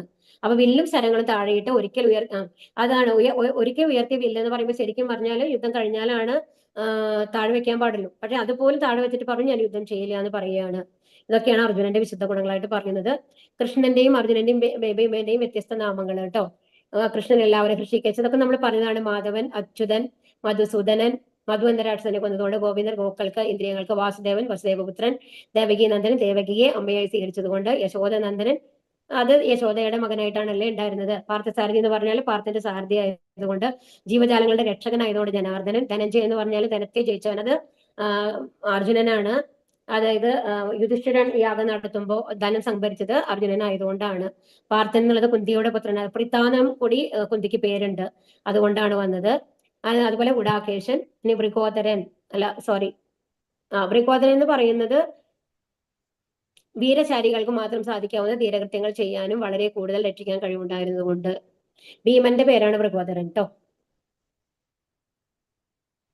ഇനി ഇതാണ് Bhagavad Gita, surrender unto me. അപ്പൊ ഇതിൽ നിന്ന് എന്താണ് നമ്മൾ പഠിച്ചത്? ഇപ്പൊ ഈ അധ്യായം കഴിഞ്ഞു. അപ്പൊ അർജുനന് ഇത്രയും ദുഃഖങ്ങൾ ഉണ്ടായി. പക്ഷെ അർജുനന് നമ്മള് ഒരു ഭീരുവായിട്ടല്ല അവിടെ കാണേണ്ടത്. അർജുനന്റെ ദൈവിക ഗുണങ്ങൾ കാരണം കൊണ്ടാണ് അർജുനന് ഇത്രയും മനസ്സിൽ ഇത് വന്നത്, കമ്പാഷൻ. അല്ലെങ്കിൽ നമ്മളിപ്പോ ദ്രോഹിച്ചു കഴിഞ്ഞാൽ അവരെ എങ്ങനെയെങ്കിലും ഉപദ്രവിക്കണം, എങ്ങനെയെങ്കിലും നശിപ്പിക്കണം എന്നല്ലേ നമ്മളുടെ ഉള്ളിൽ വരുന്നത്. അതിന് വ്യത്യസ്തമായിട്ടാണ് അർജുനൻ ചിന്തിക്കുന്നത്. അതെന്തുകൊണ്ടാണ്?